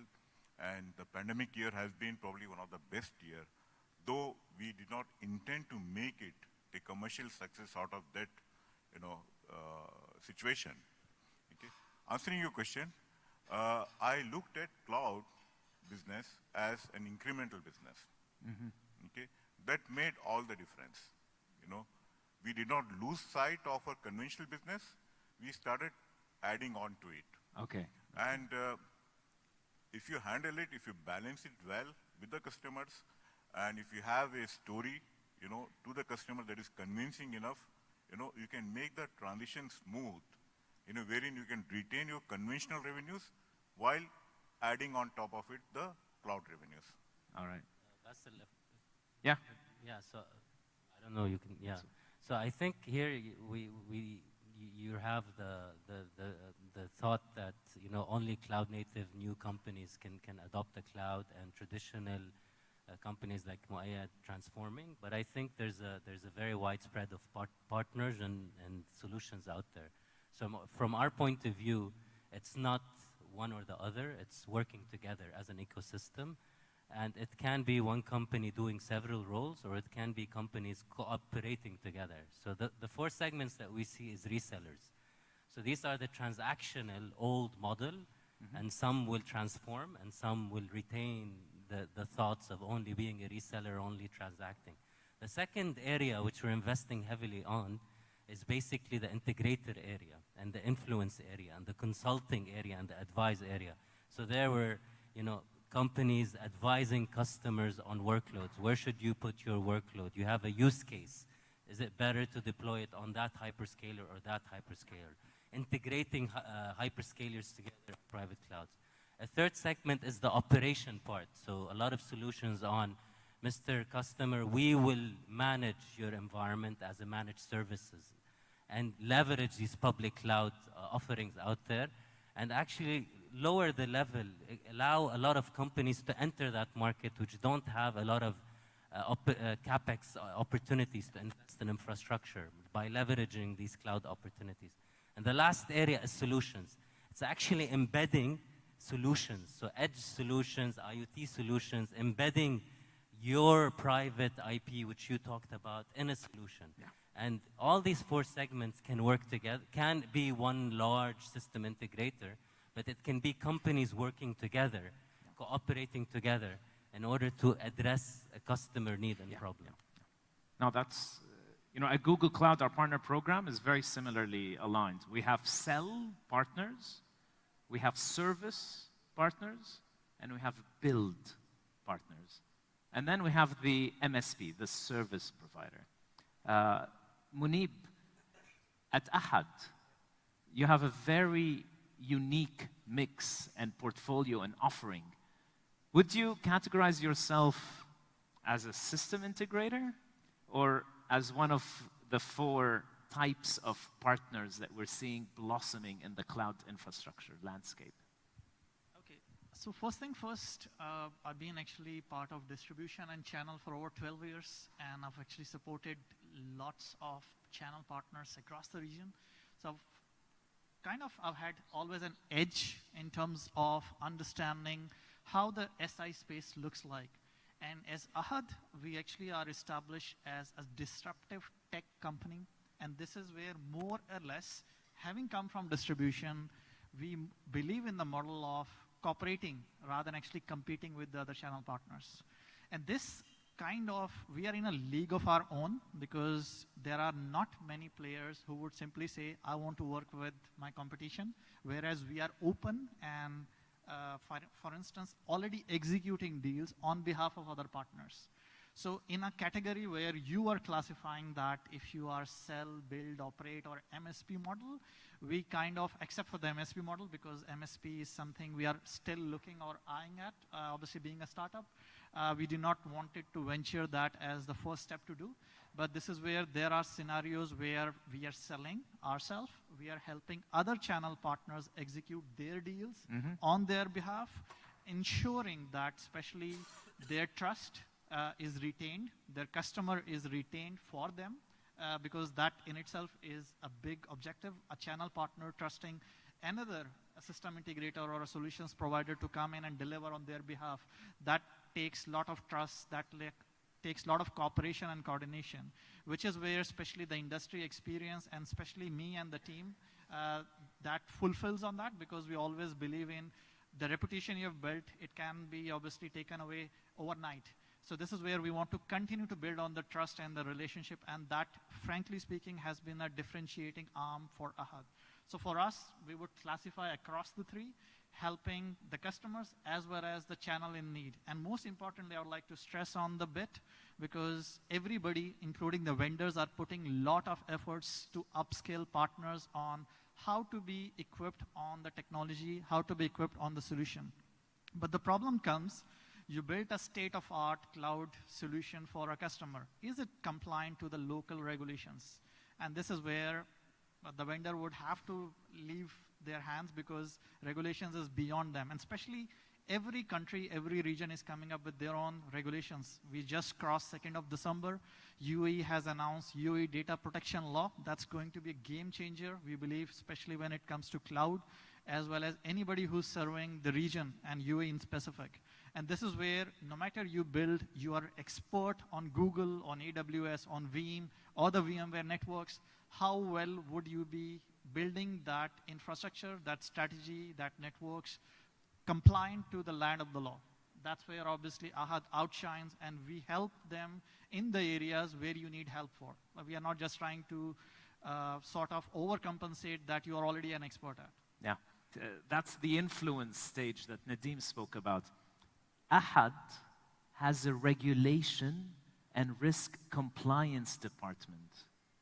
That is key to sell cloud. And today, not many, if any, partners have that expertise. As a vendor, I struggle every time I go to a customer. They say, can I do this? What are the regulations? Can you get me an approval? That's not my job. I need the channel to bridge that gap. And that is so key with Ahad's approach. I am afraid, but we are out of time. So I really love to have continued the conversation. Nadeem wants questions. Do we have any questions from the audience? We cannot say no to Nadeem.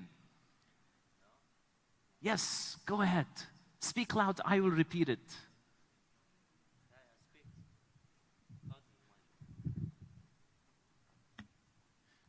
There you go. I got it. I got it. So my question is not specific to the panelists. It's more of a generic statement to be in our day-to-day interaction with most of the customers. We come across this statement of doubt when customers say that, I just read the newspaper, there has been a breach in Google Cloud, Microsoft data has been breached.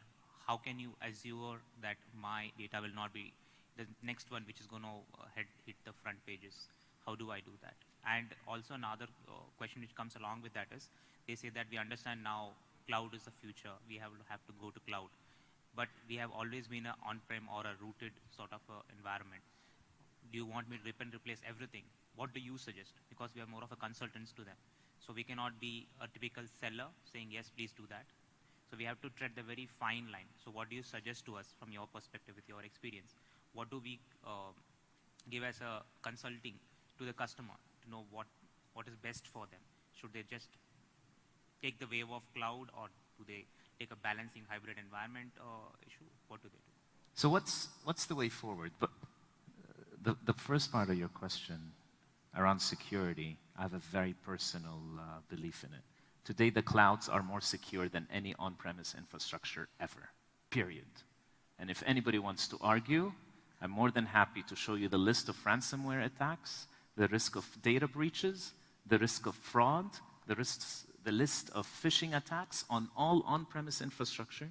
And I challenge you to find me one from one of the big hyperscalers. So security is a false excuse to not adopt cloud. But the second part of your question, I'll leave to the panelists. How do we adopt?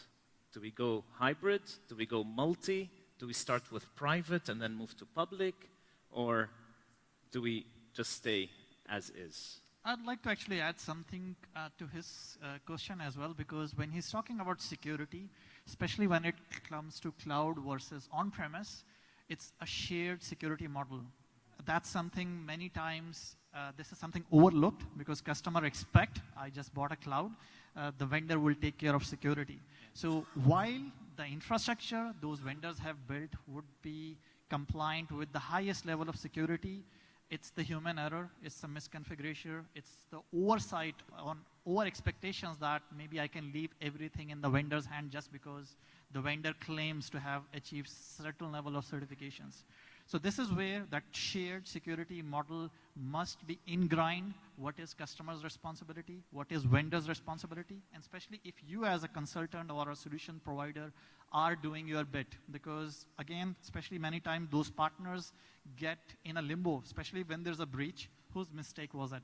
Was it the customer? Was it the vendor? Because you are the service provider to us and you have now to take the response. So this shared model is something I would like to stress upon, especially anybody who's new to the cloud. We must stress on the customer must be clear about, and the roles, responsibility, if they are taken in the correct order, you would know exactly where the failure potentially would be, because it's not saying cloud will never be breached. Even cloud is getting breached, but it is because of similar human errors that we have faced on on-premise environments as well. And second thing, how do we ensure? This is where the industry best practices, the regulations primarily, they are a step-by-step guide. Exactly what are you missing? Exactly what should be a roadmap? And this is what we have also seen with on-premise environments also as well. The customers need to have a roadmap. There is never 100% security. There always will be new and evolving threats. How confident are you? This is where your own, as well as maybe I would like to also recommend, especially since the region is talking about cloud, even bug bounty hunting. Primarily speaking, how can you use global talent to go after your assets, because your assets are critical and you should be the first one to get to know about those vulnerabilities before a hacker does. We would like to encourage, we are heading towards that era, but following the best practices, ensuring the roles and responsibilities are cleared, and having a future vision towards, let's ensure we get to know about the bugs, about the critical vulnerabilities first, would put you in the driving seat. Excellent. I had mentioned you work with partners, right? Peer-to-peer. So I see a finesse ahad, peer-to-peer best practice definition for adopting the cloud. Any last final words before we have the loudest and the most crazy celebration and clap, because we're going to start giving away awards? Go ahead. Thanks for that. Let me just answer to your question. On the security side, cloud is the most secure environment, tech environment on the planet, period. Okay? I totally echo Basil and Manip on what you're going to communicate to your customer: hybrid, cloud, private, public, or multi-cloud. The way I see it is, it's no different from the way we used to position ourselves with our customers in the past, okay, in the conventional era.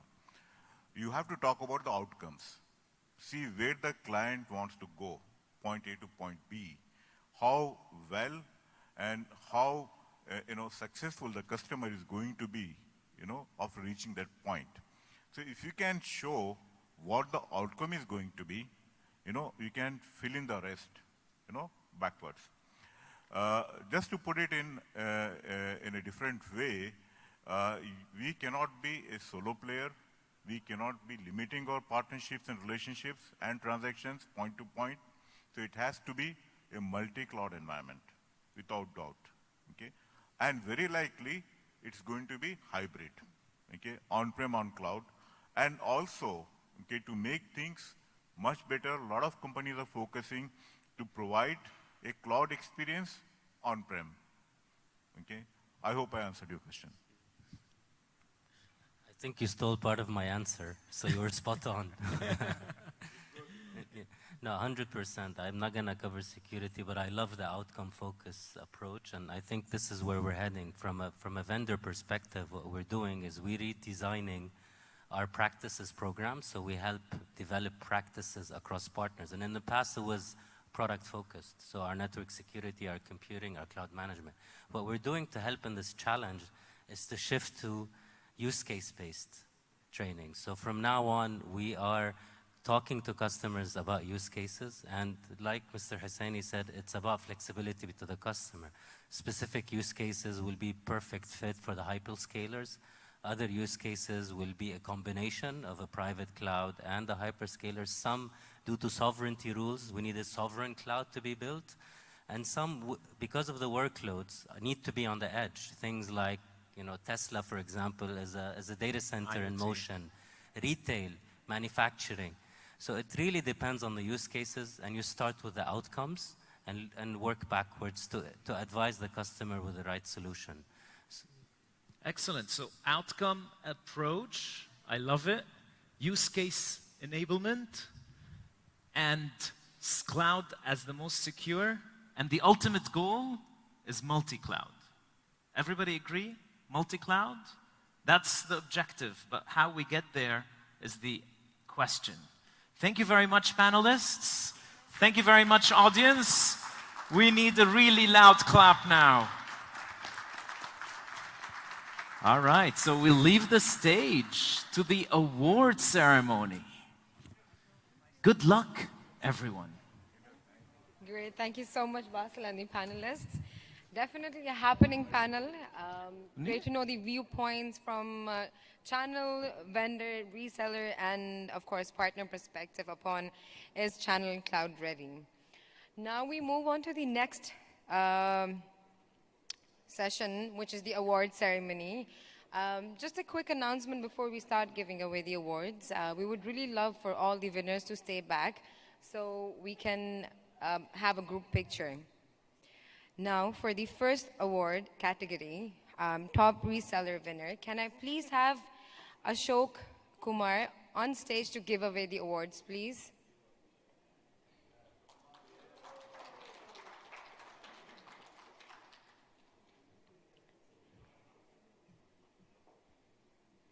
Thank you so much, Ashok.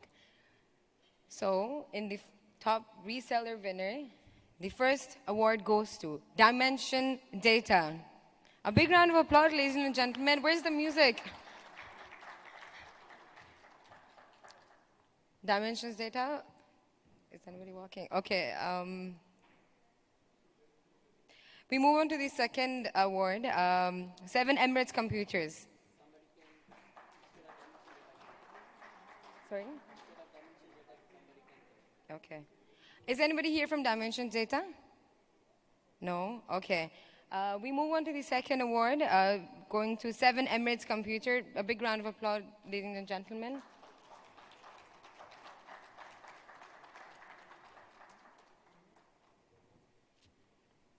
Can we have some fancy music, please? Omer.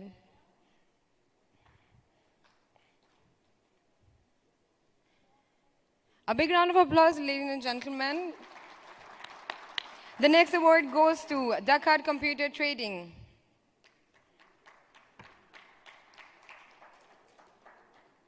Ashok, we still need you on board. No problem. Okay, the next award goes to Ard Al-Gadir. Do we have anybody over here from Ard?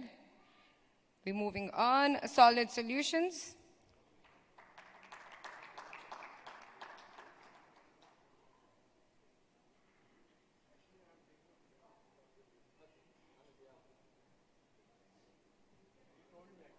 Okay, this is for which one? Ard Al-Gadir. Okay, guys, this is for Ard Al-Gadir. Can we please have the award on stage?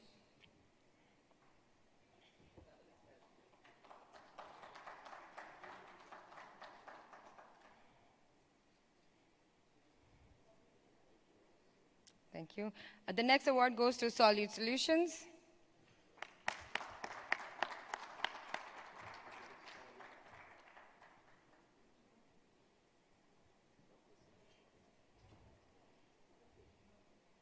Guys, can we have some music, please?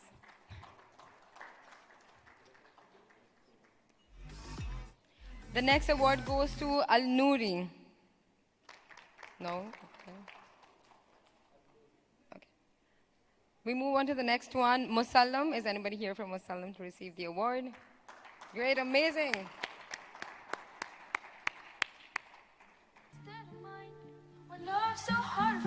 Thank you.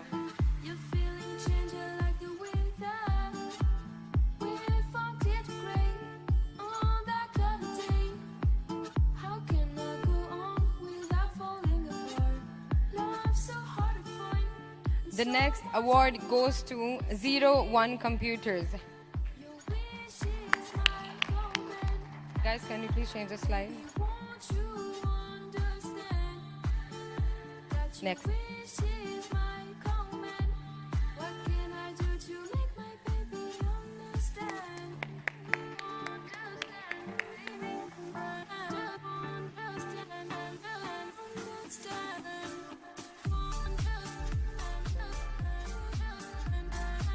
Thank you so much, Ashok. Thank you. Thanks a lot. For the next set of awards, I would like to call upon the remainder from DCG to give away the awards. Please, the remainder from DCG.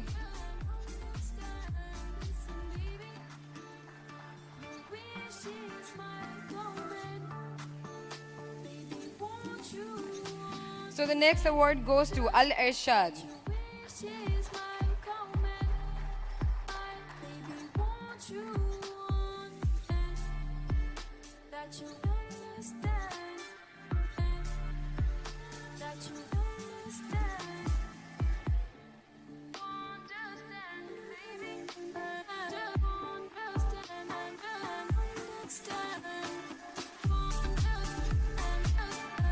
The next award goes to Super Tech.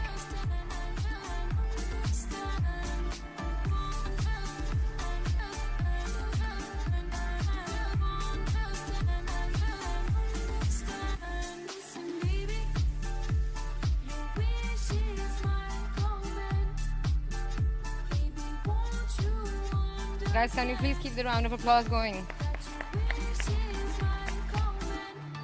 The next award goes to Promise Computer.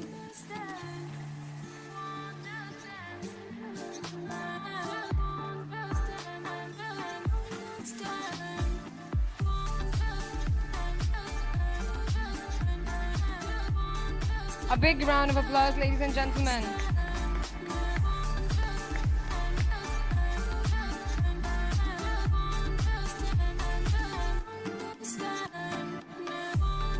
The next award goes to Magnum Connect. I believe they have joined us virtually. Anyways, the next award goes to Excel Computers. Anybody from Excel Computers? The next award goes to Global Computers. The next award goes to Arcade World Computer Systems. There we have, big round of applause.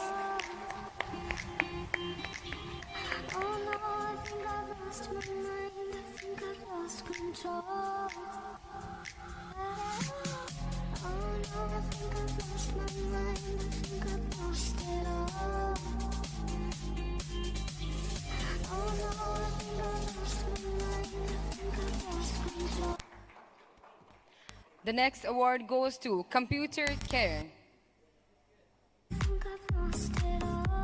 The next award goes to Computer Care. Okay, moving on. The next award goes to Cap Computer.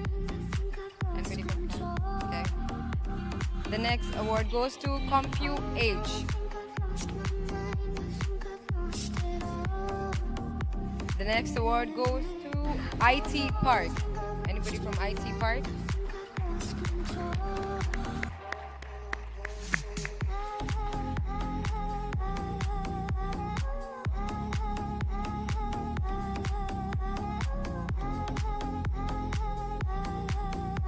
A big round of applause, ladies and gentlemen.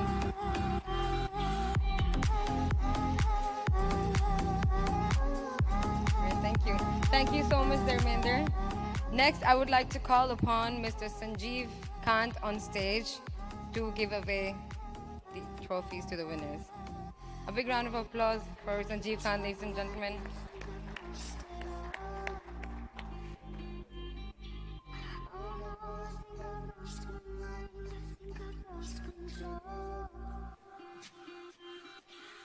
So the next award in the top reseller category goes to Majid IT.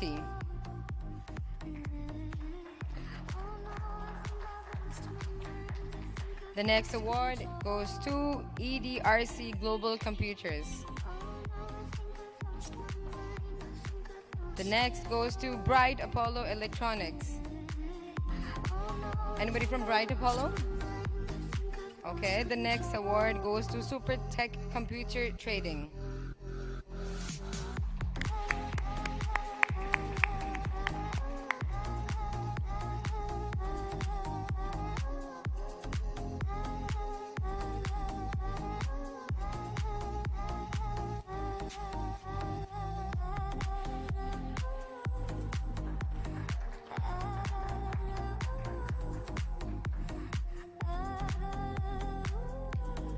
The next award goes to Earthgate Trading. The next award goes to Bluebell Computers. Anyone from Bluebell? No?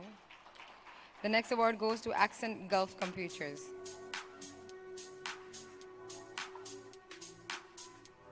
Do we have somebody from Accent Gulf? Yes? Yes.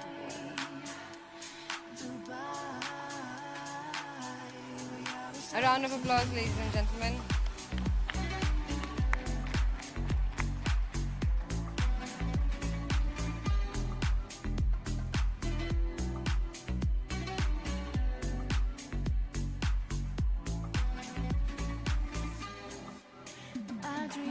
The next award goes to Raved Net Computers.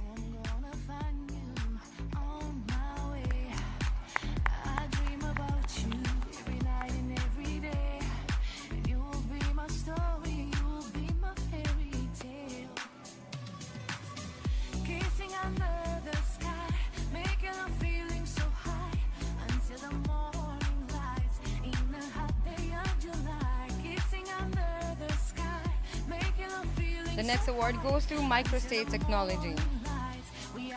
Going once, going twice, next. The next award goes to New Trend Computer Networks.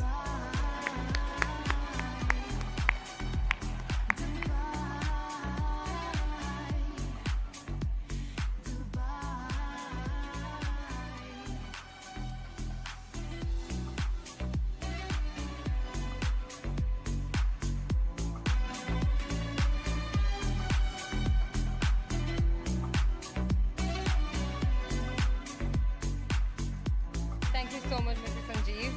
With that, we move to the next category. But before that, I would like to call upon Mr. Arun Shankar on stage to give away the awards. Can you please have Mr. Arun Shankar on the stage? All I know is that you'll be my fairy tale. Kissing under the sky. Great. So the next category that we'll be giving away awards is the top system integrator. Come on, Arun.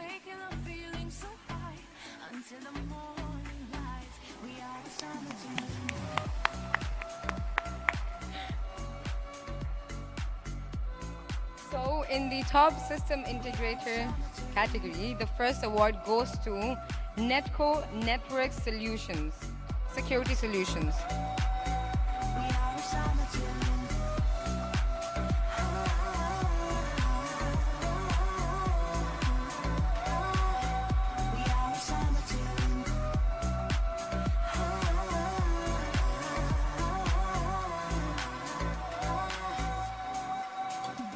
The next award goes to Ahad Information Technology.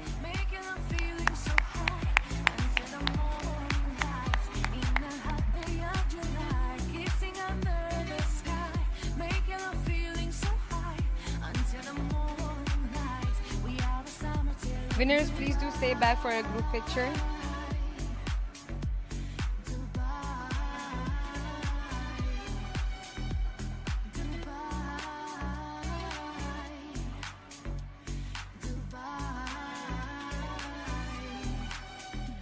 The next award goes to Finesse.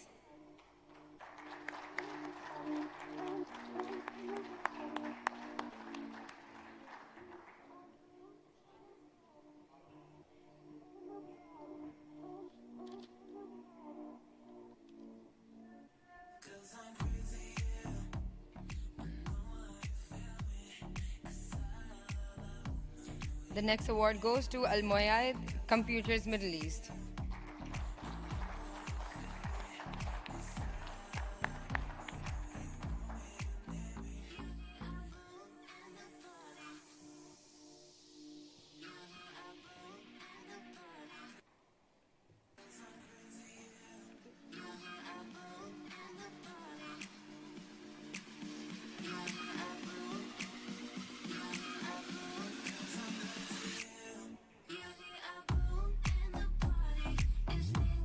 The next award goes to MMA InfoSec.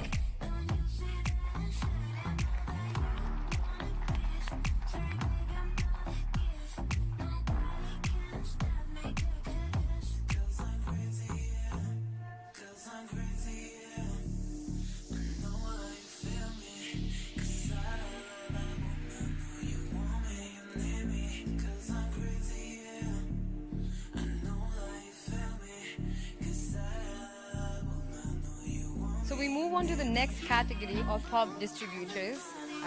The first award goes to Spire Solution under the Enterprise Security Spire Solution. Moving on to the next one, for the subcategory in volume business, the award goes to Aspis.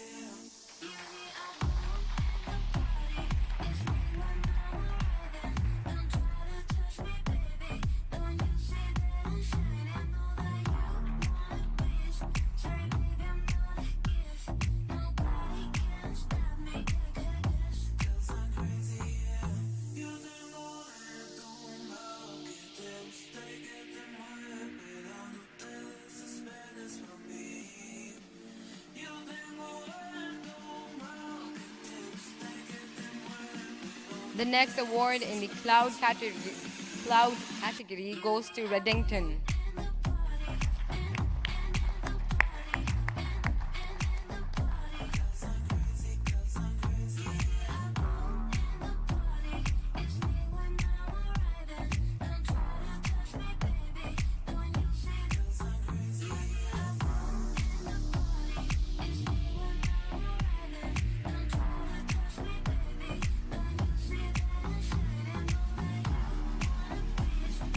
The next award in the display solution category goes to Trigon.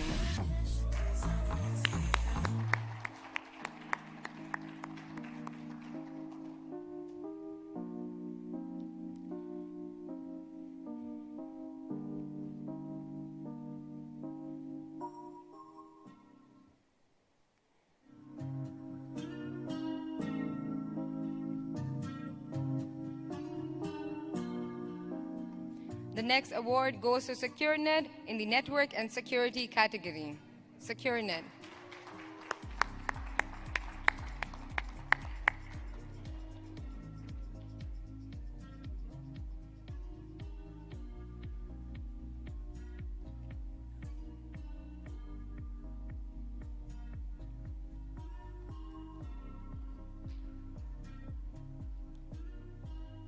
The next award goes to Bulwark Technologies in the cybersecurity subcategory.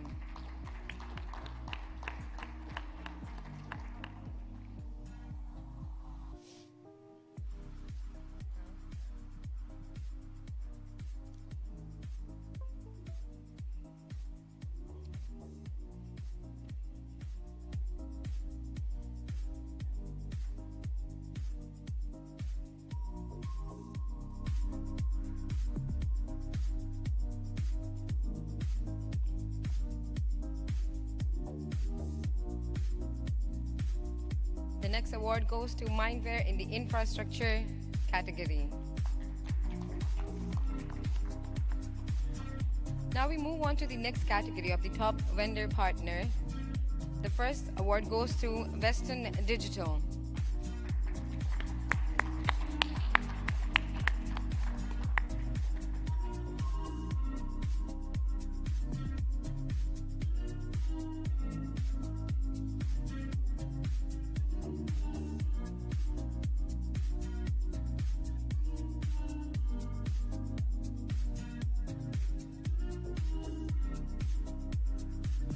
Ladies and gentlemen, the next award goes to D-Link.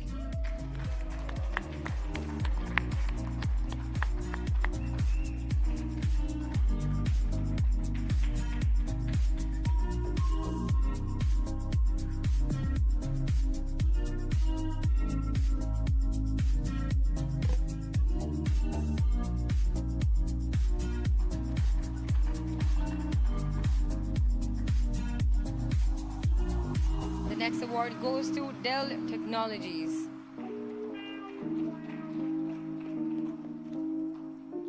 The next award goes to Toshiba. Moving on to the next one, it goes to Logitech. Anyone from Logitech? Great.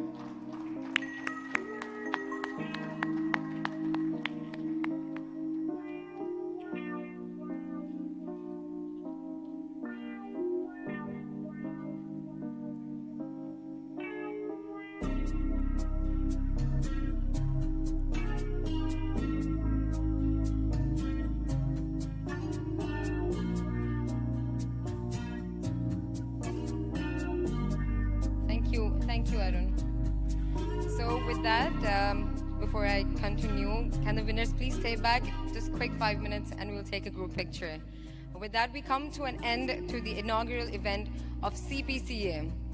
I would like to thank all sponsors and partners, D-Link, TP-Link, Dubai Computers Group, Enabler One, and ASBIS for supporting us. And I would also like to thank our esteemed speakers, panelists, who have embellished this event with their great insights in the channel market trends for our delegates over here. Last but not the least, on behalf of GEC Media, Zox Media, and Brand Voice, I would thank the delegates and our guests who were with us throughout. We wish to see you at the CPCA in 2022. Stay safe and see you soon. A big round of applause, ladies and gentlemen. Can we please have all the winners on the stage now?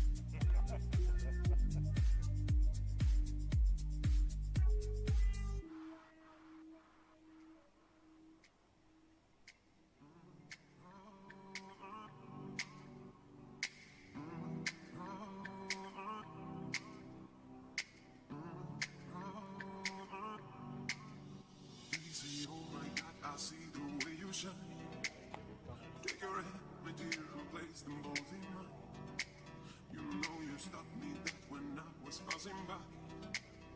And now I beg to see you then just one more time.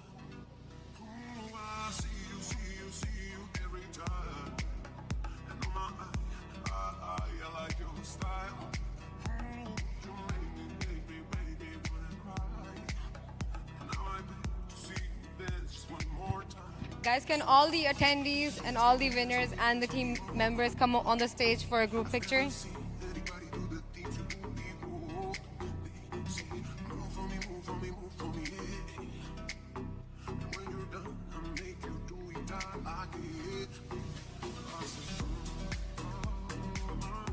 Guys, stay back. We'll just take a...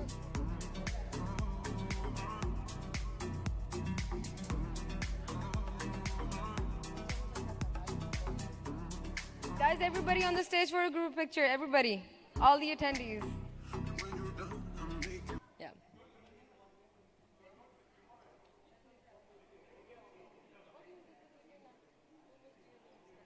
Oh, Mike.